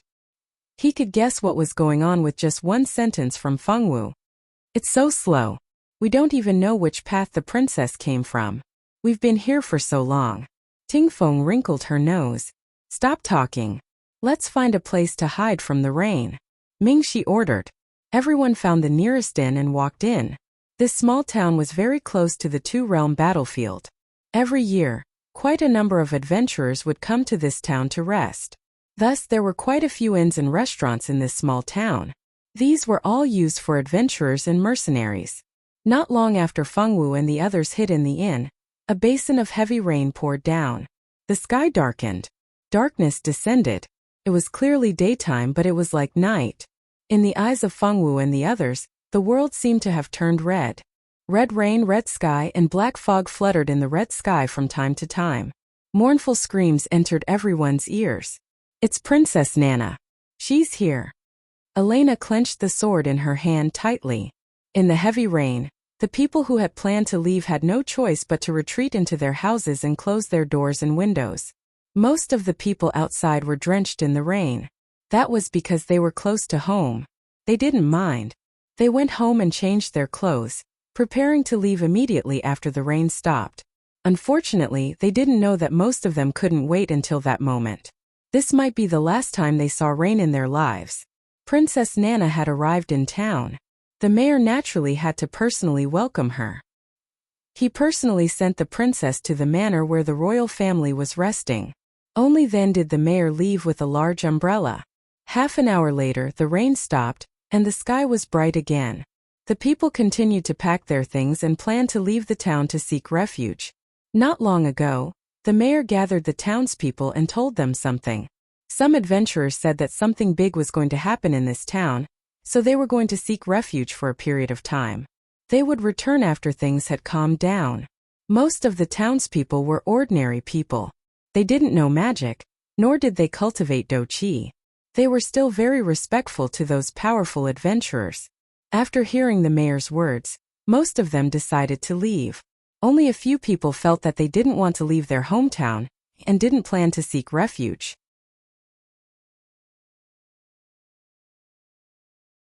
Chapter 121. None of them would have thought that it was already too late to leave. The bloody massacre was about to begin. What do we do now? Eve anxiously pulled on Zicheng's sleeve. She regretted it. If she had known that this place was so dangerous, she would have chosen to rest at the inn like Rika. Just as she was thinking about this, another voice suddenly rang out in her heart. She couldn't leave Zicheng alone. Zicheng was her best friend. She had to protect Zicheng. Even if she had to sacrifice her own life, she had to protect him. This voice was incomparably firm. The little bit of unease in her heart was quickly replaced by that firm voice. Let's go guard Princess Nana's resting place. That demon is definitely by her side. Ajur said. All right, we'll split into 2 groups. Half of us will guard Princess Nana, and the other half will continue saving those girls. Mingxi made his decision. Everyone expressed their agreement. Thus, Fengwu and the rest of the expert team went to continue saving those girls, while Mingxi led the majority of the team to guard Princess Nana. When it was raining, Liddy had said that this town was about to become chaotic. They didn't have much time left. The 2 groups split up. Mingxi led the majority of the team to guard Nana's manor, while Fengwu and Ajur went to look for the next victim. They only hoped that they could save a few more people in a short amount of time. Fortunately, the next house wasn't far from the inn where Fengwu and the rest were taking shelter from the rain. They had just reached the door of that house when they heard the sound of an argument coming from inside. Let me go, Mom. I have to go find the princess. The princess is in danger. I have to go find her. A nasal cry came from inside the door. This voice sounded very young, no older than 20 years old. From the voice, it could be heard that the owner of this voice had been crying for a long time. Even his voice had changed. Where else can you go? Now those people in town are looking at our family like they're looking at monsters. If you go out, those people's saliva will drown you. Why do you still care about the princess? A middle-aged woman's exasperated voice sounded from inside the door. I can't leave the princess alone. The princess has treated me well. No matter what, I have to find the princess and make things clear. The young man's voice was very firm. No, I said no means no. If the princess knows the truth, do you think the princess will let you go? Will she let us go? The woman's voice was filled with anger and fear. Fengwu, Ajur, and the others looked at each other and knocked on the door. Perhaps it was too noisy inside, but no one came to open the door. It was Ajur who knocked on the door a few times to attract the people inside. Who are you people? The person who opened the door was a middle-aged woman. The woman's face was a little old, but her clothes looked better than the people in front of her. The woman looked at Fengwu and the others with obvious suspicion and wariness in her eyes. Ajur and the others didn't think there was anything wrong with the woman's gaze. Before the people in front of them cured their daughters, they also looked at them with nervous and cautious eyes. Ever since their relatives were pregnant with this child, these families had been living under the criticism of others. There were even some extremists who would pour animal blood and feces in front of their doors. After a long time, these families were naturally wary and careful of outsiders. Hello, we are people sent by the Adventurers Guild to help you. Pei Qing smiled warmly and took the initiative to take over the diplomatic work. The Adventurers Guild? You are people sent by the Adventurers Guild? How come we didn't know that the mayor went to the Adventurers Guild to post a mission? The woman still didn't believe it.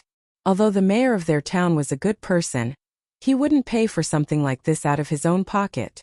For example, when they invited the magicians from the Magicians Guild, every family in the town paid for it, especially those with daughters. After all, no one knew which girl would be the next victim, so everyone paid for it. Of course, the ones who paid the most were the families who had already been persecuted. This time she didn't hear anything, and didn't see the mayor send anyone to take the money. The mayor wasn't a selfless person who would sacrifice himself for others. It was impossible for her to believe that the mayor paid for it out of his own pocket unless he was possessed. It's not a mission from the mayor, it's from the owner of a small hotel outside of town. He wants us to help the people in the town. We've already paid a visit to a few other families, and we've saved all the people we can. The children in their wombs have also been taken care of. Why don't you let us see your daughter first? The longer we wait, the more dangerous it will be. It's him. The woman nodded. She was a little convinced now. She knew the owner of the small hotel, and he was a good person. He even took in children from poor families in the town to work in his hotel. In their town, the owner had always been a good person. Please come in. I'll bring my daughter out now. After the woman believed it, she immediately opened the door and welcomed Fengwu and the others in. Fengwu and the others followed the woman into the courtyard. The courtyard was very clean, and the environment was very good. It could be seen that this family was at least a middle-class or upper-middle-class family in the town. If they didn't encounter the incident with her daughter, their lives would be better than most people in the town. The woman's daughter was brought out with a big belly. The woman called her Xiaolan. Xiaolan was a very beautiful girl. She didn't look very energetic, and her belly was already very big. If they had come a day or two later, this girl would have been like the daughter of the previous family. They couldn't save her. They helped Xiaolan purify the devil energy in her belly. Without the devil energy trapping the baby spirit, the baby spirit in Xiaolan's belly quickly flew out of Xiaolan's belly. After Xiaolan expelled the black blood in her body, her belly quickly flattened and gradually returned to its normal state. Xiaolan looked at her flat belly and cried until she was out of breath. With a plop, she knelt in front of Fengwu. Adventurer, please save the princess. Princess Nana is in danger. Please save her. Xiaolan knelt on the ground and kowtowed desperately to Fengwu. Ajur and Pei Qing exchanged glances. It seemed that Xiaolan knew something. Get up first, Miss Xiaolan. Can you tell us what's going on? We just met Princess Nana today. Isn't she fine? How can she be in danger? Pei Qing gently pulled Xiaolan up. He was good-looking to begin with, and now he had purposely made his voice very gentle.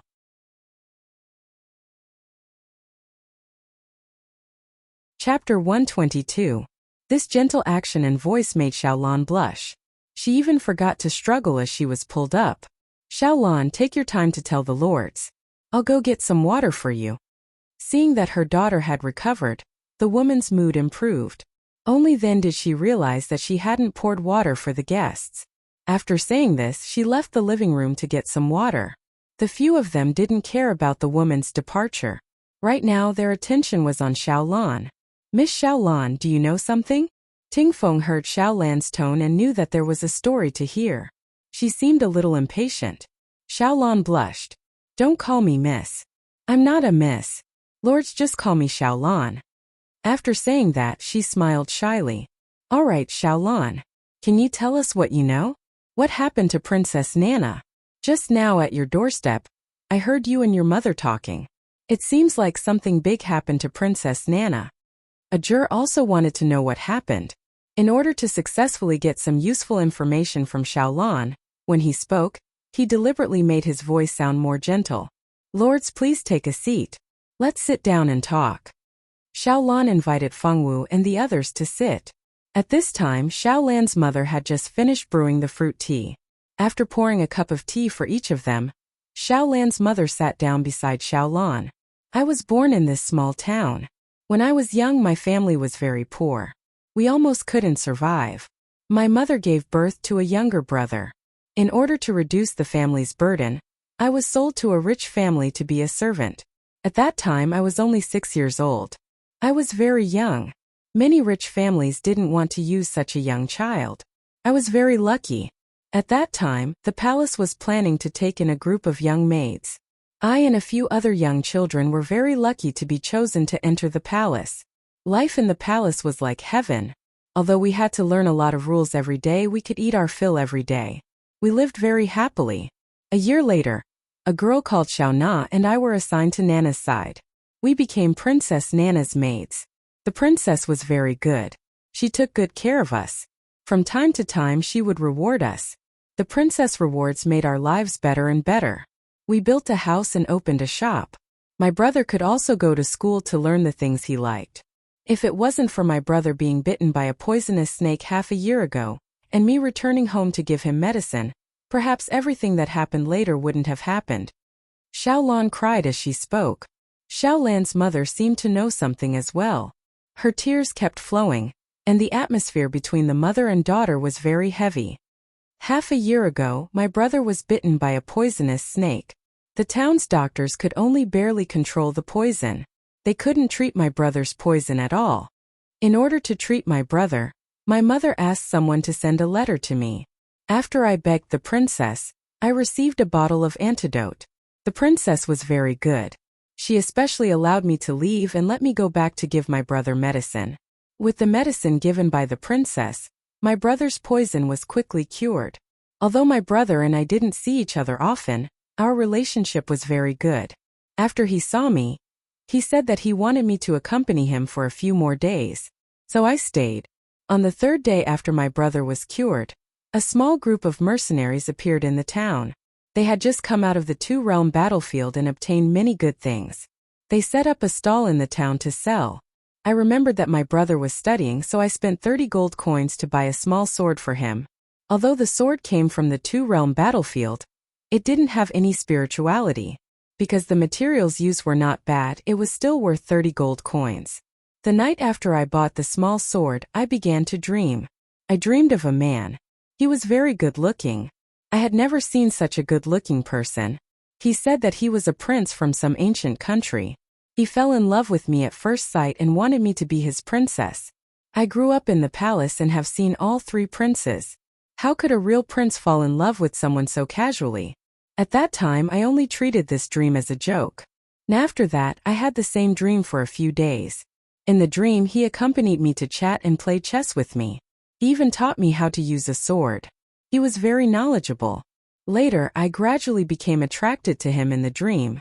One night, he said that he wanted to do it with me and I. Xiao Lan couldn't continue. She gritted her teeth and continued. At that time, I didn't agree. I wasn't a casual girl. How could I do it with a man before marriage? But after a few days, his attitude became more and more intense. After I rejected him, he didn't appear for a whole month. I was very afraid that he would never come back. Finally, after a month, he appeared again. I agreed and did it with him. At that time, I thought it was just a beautiful dream. But after I did it with him, he never appeared in my dream again. Not long after, I found out that I was pregnant. At that time, I only felt like a bolt from the blue. I clearly only had an erotic dream. How could I be pregnant? This is too inconceivable. It's too hard to believe. Xiao Lan cried as she spoke. It was obvious that the memory was very unbearable to her. I was pregnant, so I naturally couldn't stay by the princess's side to serve. The palace has its own rules. I was also the princess's maid. If it was discovered that I was pregnant before marriage, it would only affect the princess's reputation. So I returned to the palace and told the princess that my mother had found a good marriage for me. I hoped that the princess could let me out of the palace to get married. The princess has always been good to me. She agreed to my request. Not only did she let me out of the palace, she also gave me a small box of jewelry as a dowry. The princess always thought that I was really going to get married. How could she know that I was afraid of implicating the princess because I had a scandal? So I had to leave her side. In order to find out what was wrong with my body, I saw a lot of doctors in the city. Those doctors all said that I was pregnant. But how could this be? I clearly didn't do anything. It was just a dream. Later, I went to see a priest and let the priest check my body. But the conclusion made me despair. I returned home in a daze. I didn't know what to do at all. At that time, I heard that there were several girls in the town who were pregnant. My matter was naturally known by the townspeople. The townspeople thought that our behavior was improper. We seduced a passing adventurer and got pregnant with a bastard. So many scandals happened in the village at the same time. Naturally, we girls were caught and locked in a room. The mayor asked us to confess our adulterers. But where did this adulterer come from?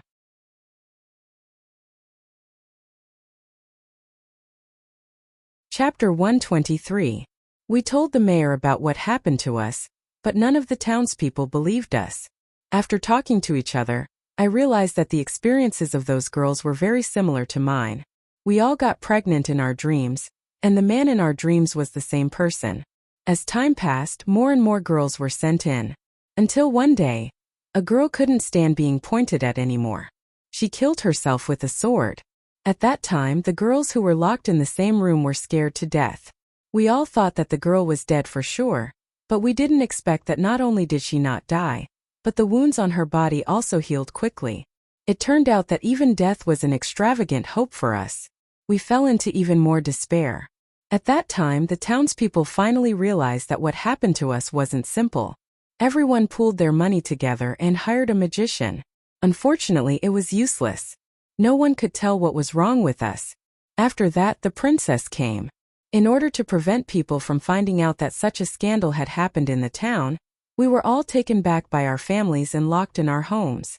I really wanted to see the princess, but how could I have the face to see her in this state? The princess didn't stay for long before she went to the two-realm battlefield to train. After the princess left, there were no more pregnant girls in the town. At that time I realized that something was wrong. The man in my dreams might have left with the princess. When I met with the man in my dreams, I mentioned Princess Nana more than once. He seemed to be very interested in Princess Nana and asked me many things about the princess. At that time I shouldn't have told him. I was the one who harmed the princess. He must have pestered the princess. The more Xiaolan spoke, the more regretful she felt. She regretted it more than once. If she hadn't bought that little sword, then none of this would have happened. It was all her fault. She had brought disaster to this town.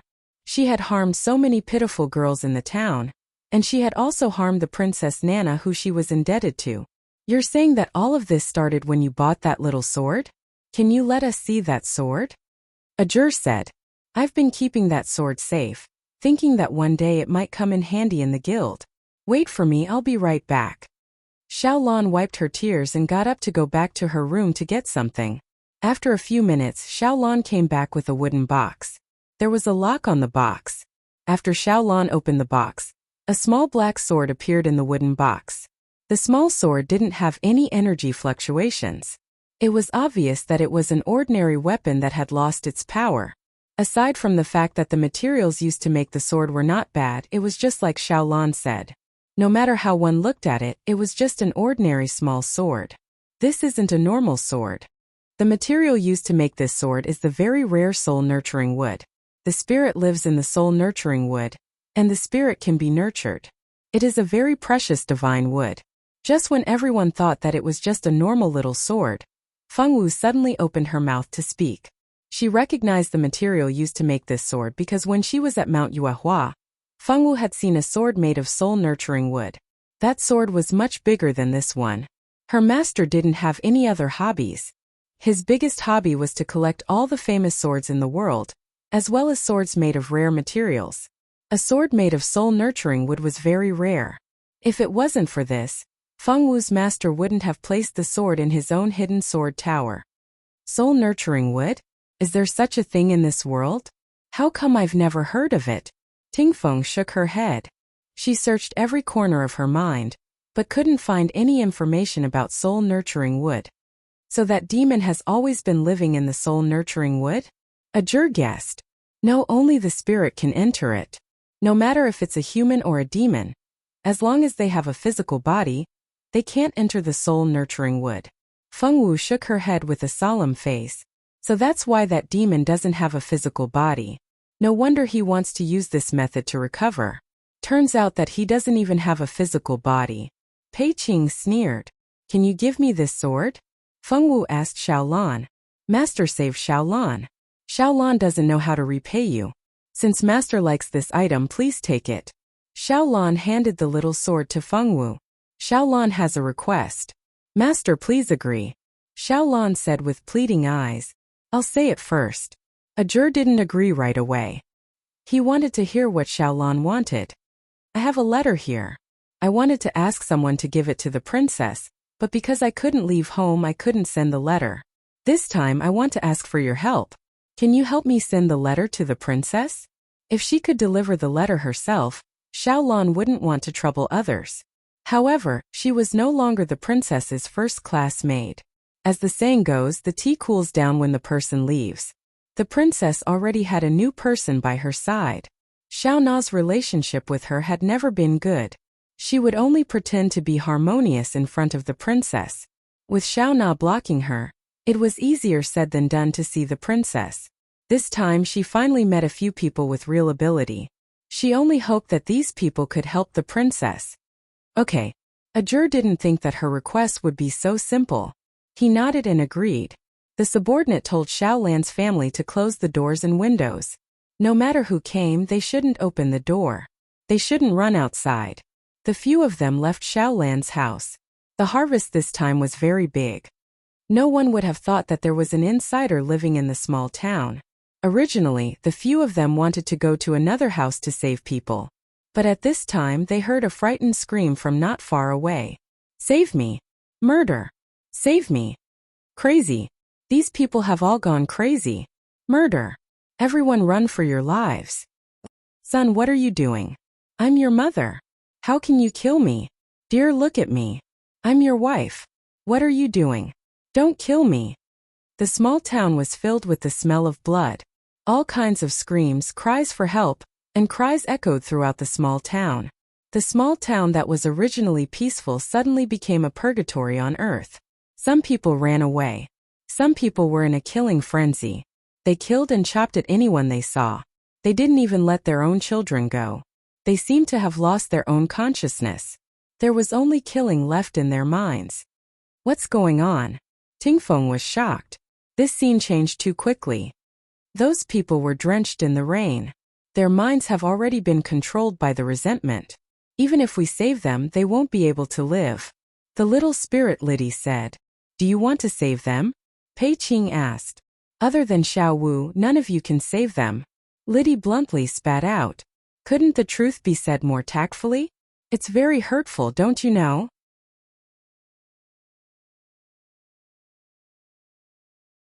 Chapter 124. Under the watchful eyes of Ajur and the rest, Fengwu wielded her sword and unleashed a few streaks of sword qi. Those people who had gone on a killing spree fell to the ground one by one. Those who couldn't escape in time cried and thanked Fengwu before running back to their homes as fast as they could. Let's go and find Senior Mingxi and the rest first. Ajur frowned as he looked at the street filled with corpses. Along the way they could hear screams, cries for help, screams, and the cries of children. This place had turned from an ordinary town where everyone lived and worked peacefully into a massacre hell. Those people had lost their minds and only knew how to kill. Those who were killed by them would quickly get up and continue killing until everyone around them was killed. Only then would the massacre stop. Fengwu and the rest saved many people as they walked. Those who were saved all hid in their homes and blocked the doors and windows. Even if they were saved temporarily, they didn't dare to relax. The paradise they lived in had turned into hell. As long as they were in this town, they wouldn't be safe. When Fengwu and the rest finally arrived at the manor where Princess Nana was temporarily staying, the manor was just like the town. It was filled with the stench of blood and slaughter. All around them were humans who had gone berserk. They didn't fear death and killed anyone they saw. More than half of Princess Nana's guards had been infected by resentment. Their minds had been controlled by resentment and they had become zombies. Most of the people in the manor had died in the hands of those guards. When Ajur and the rest arrived, they saw Mingxi and the rest helping the guard commander Leafman deal with those humans who had been controlled by resentment. Princess Nana was hiding behind Leafman. Her two maids, Xiao Na and Meir, were protecting the princess. Although their faces were pale and they looked frightened, they still did their duty to protect Princess Nana. This was the first time Princess Nainai had revealed her face in front of others. Princess Nainai was indeed a great beauty. She had snow-white skin, deep-set eyes, and sexy lips. No matter how one looked at her, she was a great beauty that could captivate one's soul. However, no one would want to admire her beauty at a time like this. Skycliff used a sword move with ice and snow sword intent, and immediately froze 3 people who were attacking him into ice pillars. Arguros desperately released wood magic.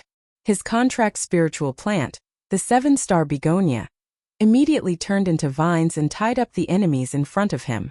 Ruglas roared and stabbed his staff into the ground. Suddenly, a large number of boulders emerged from the ground and surrounded those mindless humans. Zicheng's 5 elemental magic was released. That magnificent and majestic magic dazzled the eyes of those who saw it. Irene's wood and fire elemental magic interchanged freely. With perfect coordination, she caused great damage to the enemies. Eve's wind elemental magic was also very proficient. At this critical moment of life and death, she didn't faint from fright. Instead, she tightly grasped the staff Zicheng gave her and continuously released wind elemental magic. No matter how powerful it was, at least those mindless guys couldn't do anything to her for a while. On the other hand, Elena was struggling. Although Elena was one of the best among the fifth years, she didn't understand sword intent. Physical attacks were useless against these monsters who didn't fear death and pain. Although her sword moves were very powerful, they couldn't cause any real damage to these monsters. The most relaxed should be Mingxi. He didn't disgrace his status as the fifth year's top student. He was obviously a student of the Swordmaster department, but he didn't even pull out his sword. He just casually stretched out his finger and pointed at the people who were pointed at by his finger. They all froze in place and couldn't move. They could only let out unwilling roars. Because of the addition of Mingxi and the other experts, Leafman and the others didn't suffer any injuries and were considered safe for a while. Save me! Save me! I don't want to die, I don't want to die. A pregnant woman collapsed at the entrance of the manor. There seemed to be something in her stomach that was desperately trying to come out. The woman let out a cry of despair, as if she knew that her death was near. It's too late. I can't save you. Feng Wu looked at the despairing woman in front of her and slowly walked up to her. After the last scream, the woman's stomach burst open and a black baby crawled out of her stomach. This was another ghost baby. The first thing the little ghost baby did after being born was not to kill Feng Wu and the others, but to eat its mother's corpse. If they didn't see it with their own eyes, who would believe that such a small thing could eat an adult's body in a few bites? After eating its mother, its eyes became redder and redder, and its body became darker. The resentment on its body was so heavy that it almost materialized. Here and in several other places, the screams of women could be heard from time to time. Those women who couldn't be saved in time all gave birth prematurely because of the resentment in the town. The moment they gave birth was naturally the moment they died. The newly born ghost baby soared into the sky and rushed towards Princess Nana's manor with a monstrous amount of resentment. The souls of the dead women flew out of their bodies. They had died too tragically and unjustly, so they wanted revenge. Princess Nana's manor was quickly surrounded by the souls of the dead women. They kept screaming, their voices were ear-piercing and filled with boundless hatred. It was as if they were going to rush in and tear Princess Nana to shreds in the next second. Why do they hate Princess Nana so much? Shouldn't they hate that demon? Tingfeng was a little confused. He thought that the first thing the girls would do was to seek revenge on the demon who had harmed them. That demon should have been hidden by Princess Nana. They can't find him, so they have to look for Princess Nana. Liddy explained. Looking at the souls of the young girls with resentment, she had a feeling that she had returned to that cave. That place was also filled with a monstrous amount of blood and resentment. This feeling was not good. For a pure spiritual body like her, she didn't like places with strong resentment at all. It would make her feel very unsatisfied. Xiao Wu, I want to go back to the contract space. The smell here is too bad. I feel uncomfortable. After saying that, Liddy didn't wait for Feng Wu to say anything and directly disappeared in front of Feng Wu and the others. Fortunately, Feng Wu and the others didn't have time to care about her. This place was filled with resentment and resentment. If they didn't deal with it soon, no one in the town would survive. Haha! Finally, it's time for me to fully recover my strength. A burst of wild and arrogant laughter suddenly rang out. You're tuning in to the Li Mei's Wuxia Whispers YouTube channel. We're so grateful for your support, and don't forget to subscribe to join us on this incredible journey through captivating stories. Your generosity through donations truly makes a world of difference, as it's the primary source of revenue that allows me to expand and enhance this channel for you. Thank you from the bottom of my heart for being a part of this adventure.